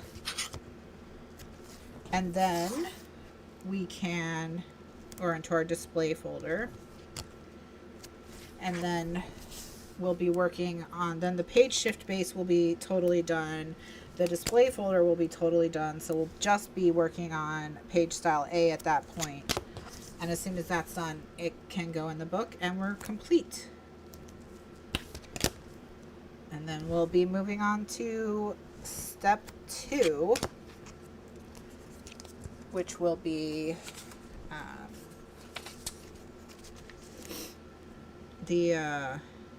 or not step 2, but page 2, which is going to be the viewfinder, the second one that we're doing basically, which is going to be the viewfinder, and it's going to be our wedding album. So we're going to really zhuzh it up.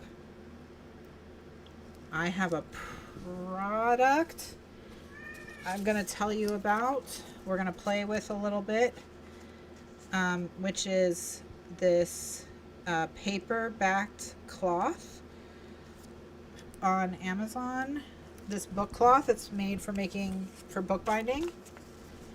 So what I'm thinking is we just draw out lines on it where we want to put our chipboard pieces, and then we just cover the chipboard pieces with tape, and stick them right to this paper. So that'll be a third material for the covers that you'll have seen in the various demos and things. So again, lots of options for how you can make this work for you. And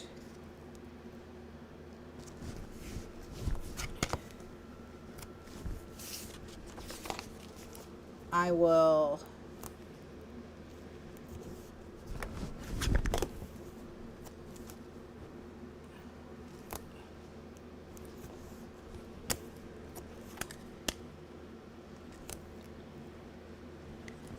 because I think, especially since we're doing it for a wedding, that like a cloth bound look would look really, really elegant and cool.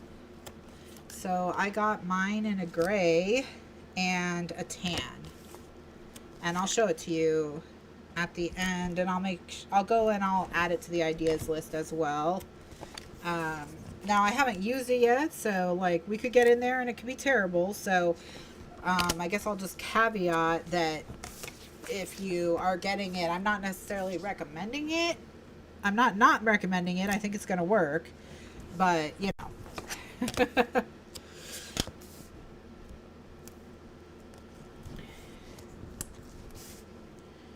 Just there is a caveat, I guess. that I don't know for sure. But I think it'll be a way to make things quick and easy. I think we are going to have to glue the chipboard to it because I think we're going to have to glue the paper to the front. So I think there could be potential areas where we could have issues, but for the most part, I think it'll be fine. Okay, so what I'm going to do is I'm going to cut these apart and put 2 in each stack.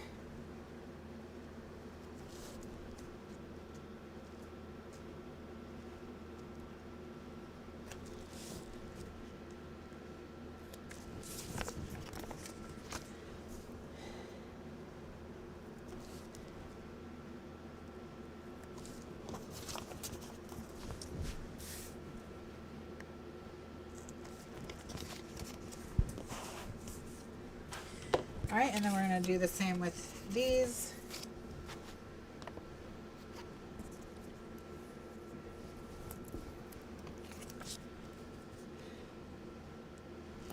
Yeah, caveat.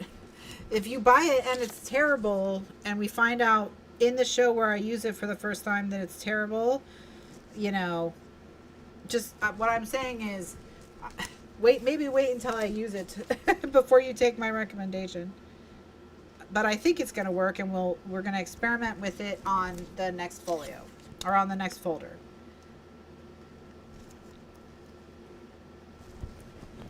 So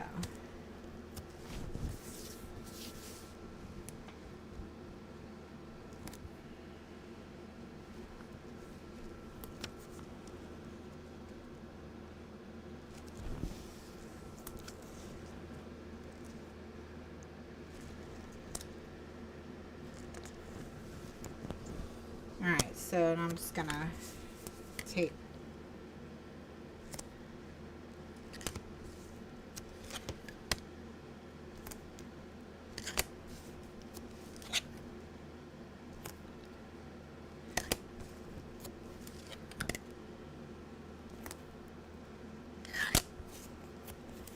alright, so yeah, but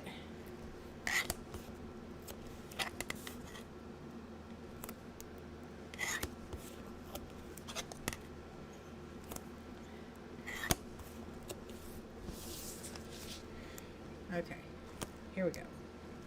So now we're going to take these apart, and I just want to say, okay, I want the most wanted that's pointing to the right on the side that is on the right, because then, which is this side, so this is correct. The reason why is because then it'll be pointed at these 2 photos, so the people in these photos are the most wanted, and then the other side is the flip side. So that's all. And so now that I've checked that this is the right side, I will put the bandit on the right side.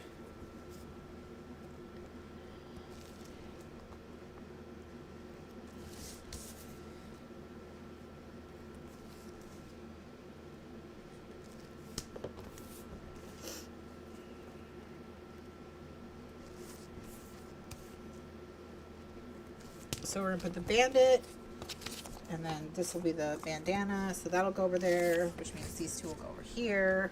Okay. And then there's that. So that stack is correct now. I'm just gonna, since I know it's correct, I'm just gonna put it into the right-hand side folder.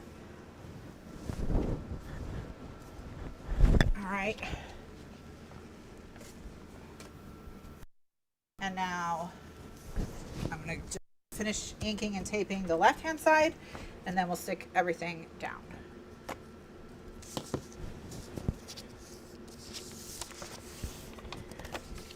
So.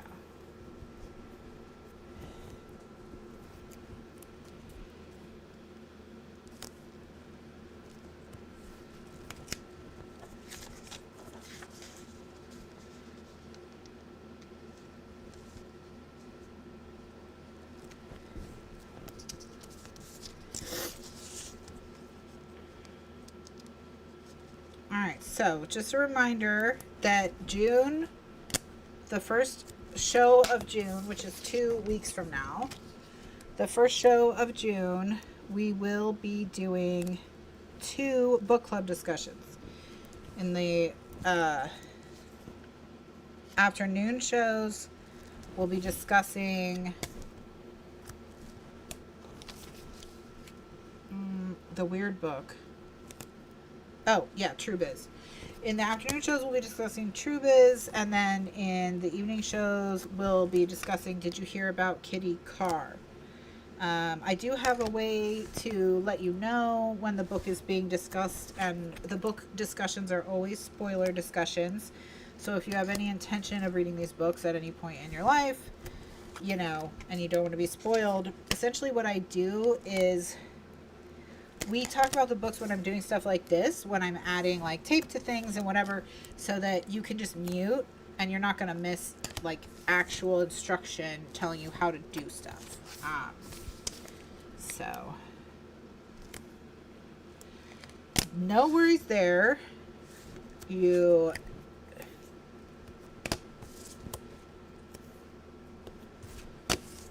all right. We'll cut those apart in a second. Let me just get these 2.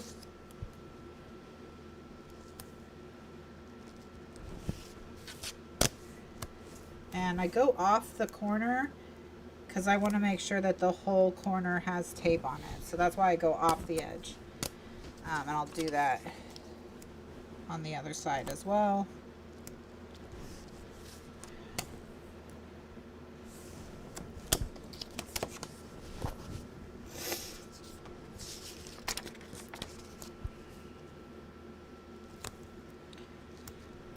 Let's cut everybody apart.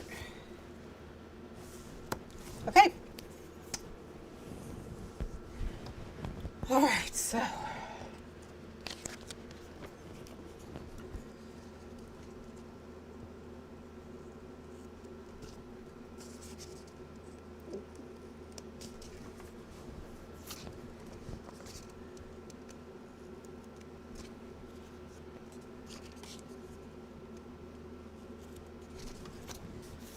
alrighty. Okay.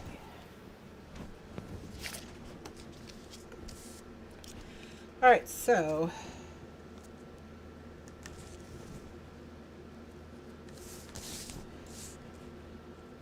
here we go.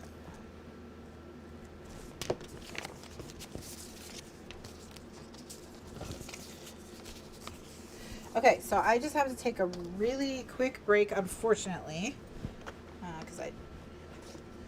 but I'll be right back, and then we'll stick everything together, and we'll go over a little bit, but it's okay. It's okay. It's all right.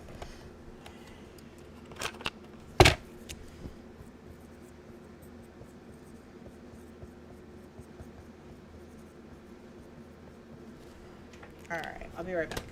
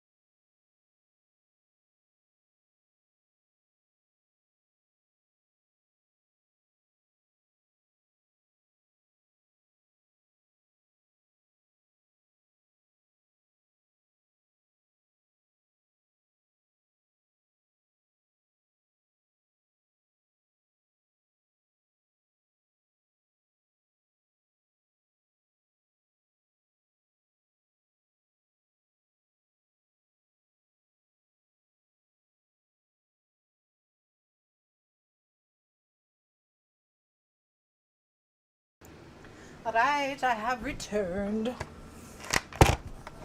Let's move this off to the side. Okay, let's start sticking things down. So we want to start with the left. And this is the left. So I find, oh, I needed to make 2 of these. Okay, we need a total of 4 of these blue things. So the good news is, you know, I made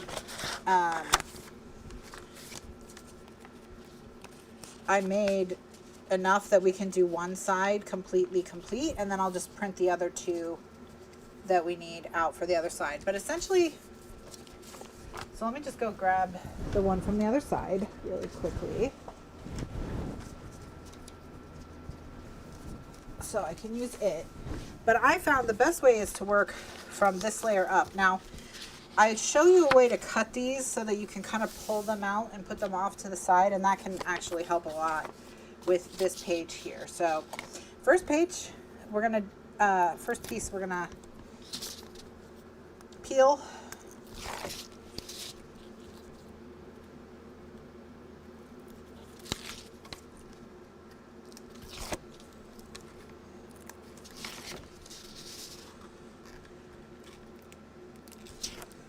All right.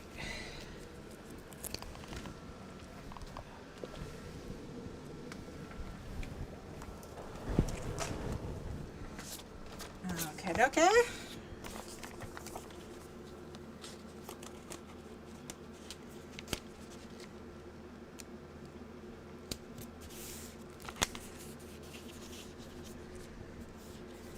Alright. So I'm just gonna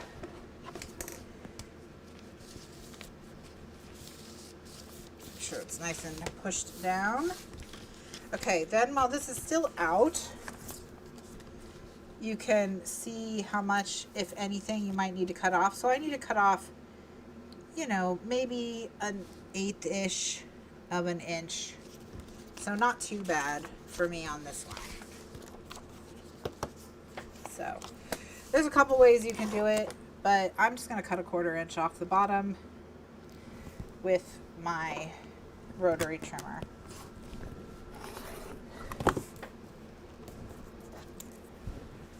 All right, and then it should fit, and it does. Nice. Okay, so now I'll just throw a line of tape there. And actually, let's do this. Let's just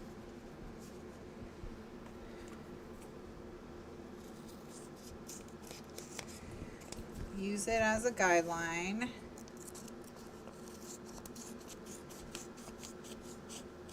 For the other side. And then I can tape both of them at the same time. Okay, okay.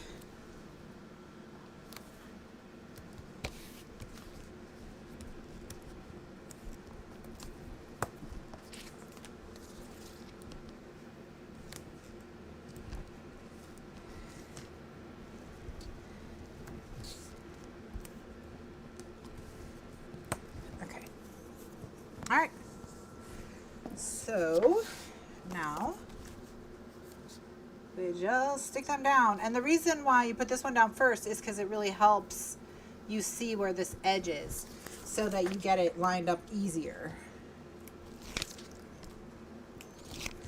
The other thing we didn't do is make inserts for these. So I'll just, maybe what we'll do is we'll just start tonight's show with how to make photo mat inserts, because I have some thoughts and ideas on that.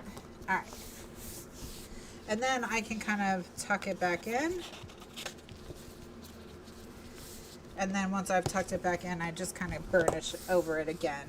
All right, so now this piece, and this is another one that I need 2 of per page, and I only made 1 of per page. So I'll stick this one down, and then I'll grab the other one.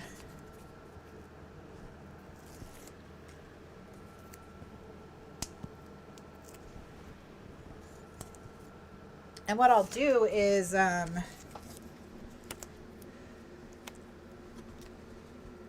we will just I'll just print out everything that's missing to do the right hand side, and we'll start tonight's show by doing the right hand side. So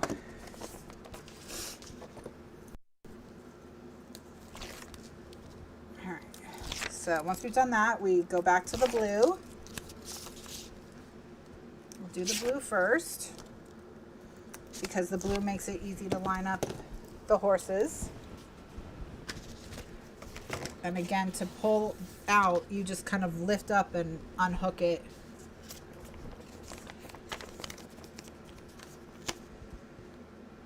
I'm going to twist this so that the horseshoes that are in the corners are different. And that'll just make it have even more variety. So I just rotated it.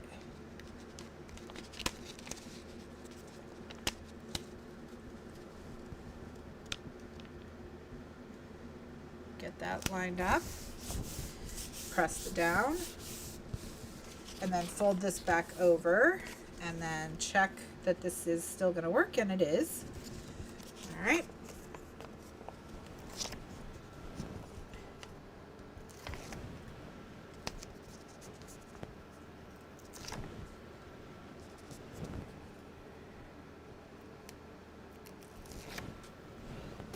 All right.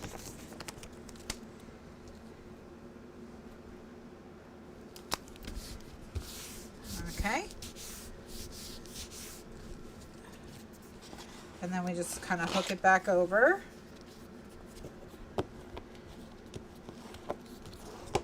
All right. And then we'll stick this last little bit down right there. Oh, look how cool. It looks so great. Oh my gosh. What a fabulous album. All these layers coming together so beautifully.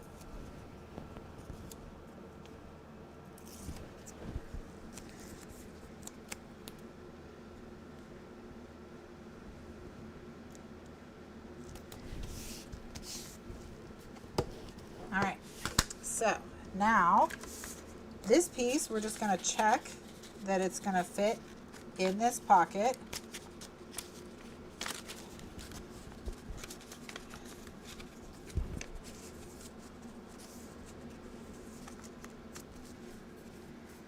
All right. And it is. Okay.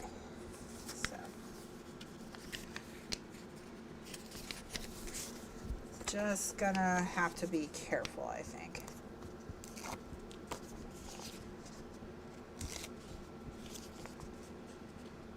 Sticking it down. Okay. All right, so with this piece, I'm just gonna turn it, and I'm gonna start by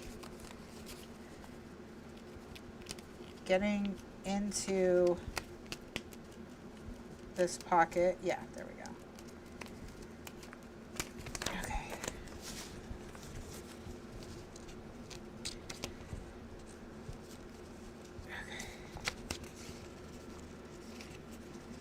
The main thing is I'm just being careful because I don't want it to stick before I'm ready.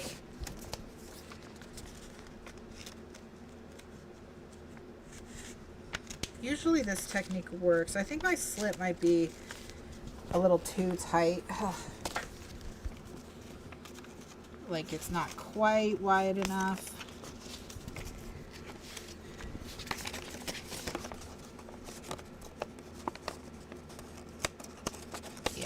I do think that is the problem. So I'm just gonna fold these corners back to help guide it into place. All right.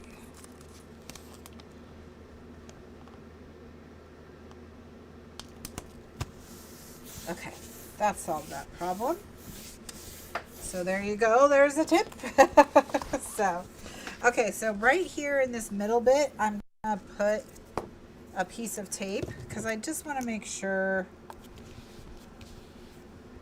that it's got good tape right over that little crack right there.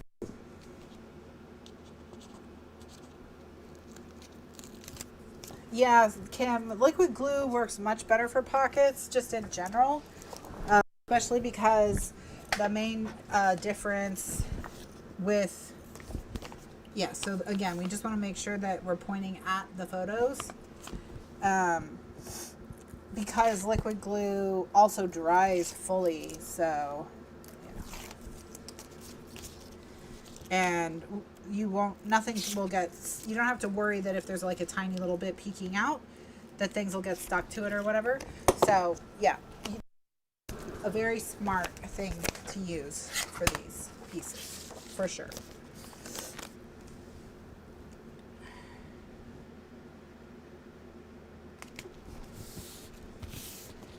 All right.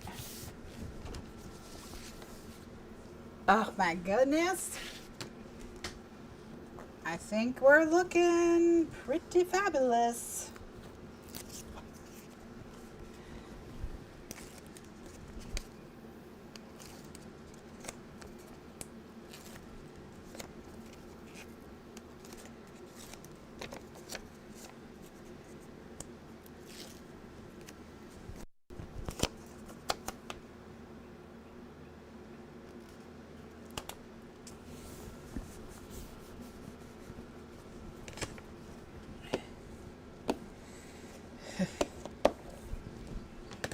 All right, so photo number 1, and then photo number 2, and then we'll do the closure. And then when we come back, we'll need to make inserts for these pockets, and then also after we've made all the inserts, we want to design the layout that's behind this closure. So that's all. So that's all that's left to finish it off. Easy peasy, lemon squeezy, light and breezy.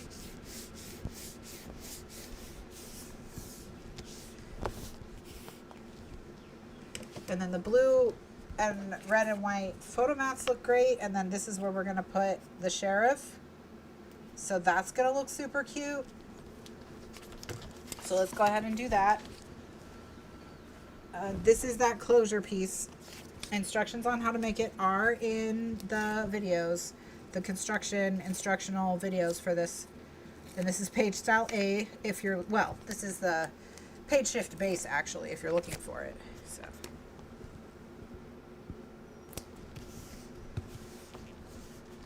will we cut inserts tonight, or is there something I can prep? Yeah, so these inserts will probably be 5 1/4 square if you want to cut 5 1/4 inch cardstock. I might make them folders, so we'll see. But then also tonight we've got to do this whole underside here, and we're going to design this or whatever. So I don't know what to prep other than what, if you've already made a page shift base and a page style A, we'll make decisions about inserts on the fly, I think. I just want to make sure my sheriff badge is right side up before I stick this down. Let's see, this has all the colors. Alright, so now we just slide this over here. I'm so excited for how it's looking. So there you go. So now that closure is there. So like I said, inserts, and then layout on the back. So still quite a bit to do. I've always said the page shift base adds a lot, and it does. It adds a lot. So use it for things where, you know, you've got quite a bit of photos. But yeah, when we come back tonight, we'll design some inserts for these, and finish off this layer. And I'll have everything printed and prepped to do the right-hand side as well. So, oh gosh. Now see how this is bowing like this? All right. So one thing you can do to fix that is you can just cut like a thread of chipboard, of cardstock off. So not even, like, we're talking like a 32nd of an inch. Think of it as like you're trying to cut off a thread. All right. if you cut off a thread from one side and rotate it and cut off a thread from the other side. Here, I'll move it up so you can see how little I'm cutting. When I say I'm cutting a thread, I mean I'm cutting like a thread. All right.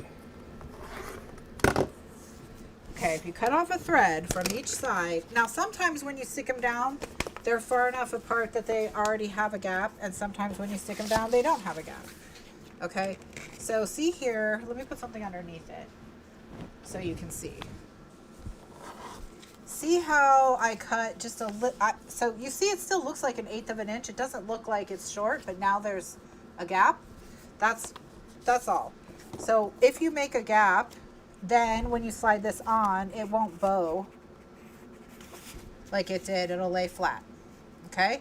It doesn't always bow. It depends on how you glued everything together. Some of mine have bowed and some of mine have not bowed. Not bowing is what we want. We want it to lay flat. So if yours bows, that's how you correct it.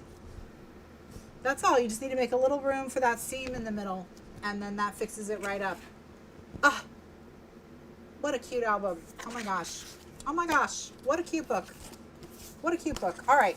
So I'll be back tonight, 9 p.m. Eastern USA time. We'll make inserts. We'll make the mirror page, and hopefully, not hopefully, we can finish the page shift base tonight. I have confidence in us. So we're going to try, we'll do our best anyway. Get the page shift base finished tonight so that we can stick it in the display folder. And then all that will be left will be the first layout.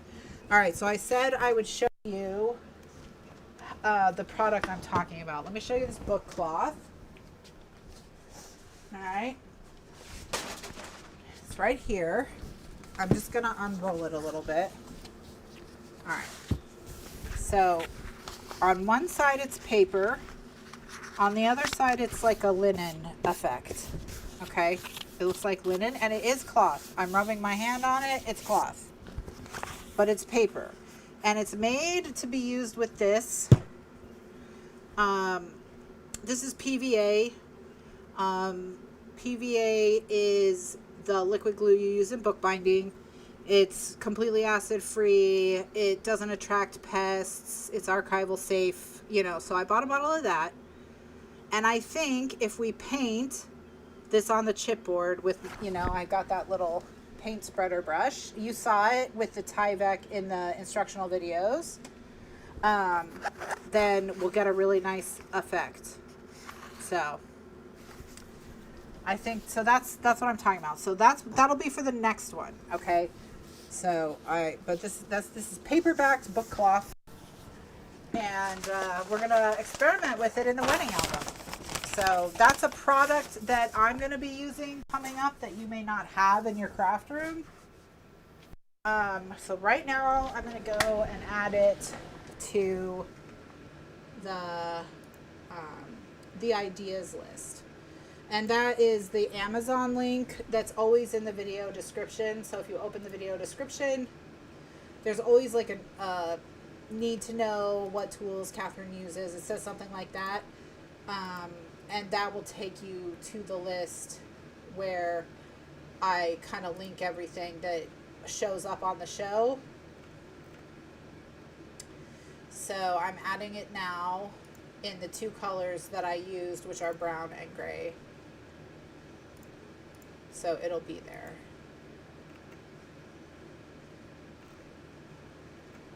All right. Okay, so now if you click the ideas list link, I'll just throw it in the I'll just throw the link in the chat as well. All right, so that you've got it. When you click this link, this is an affiliate link. And or commission from things that you buy from this link. These are things that go on here are things that I'm using on the show. I've used on the show, that nature. So, all right. So what I'm going to do is I'm going to print out everything that we need to finish off this side. Okay, so that when we start tonight, that'll all be ready already. and then we'll just get to work on the inserts. So what we'll do is we'll start with the inserts, and then while the inserts are printing, we'll put this side together. We'll prep our inserts and get them in the book, and then depending on how much time is left, we'll do the layouts underneath or not. So thank you so much for joining me. I'll be back tonight at 9 p.m. Eastern USA time to complete this book. Well, to complete this book is a little bit of a stretch. To work on it some more. Let's not overpromise. Right now it's 4:15 where I am, so I'll be back in 4 hours and 45 minutes. So whatever time it is where you are, just add 4 hours and 45 minutes, and that's when I'll be back. Thanks so much for watching, and I will see you in the next video. For those of you who are overseas and headed to bed, I hope you have a wonderful evening and a wonderful weekend, and I'll see you next week. For everyone else, I'll see you later. Thanks so much for joining me. Bye now.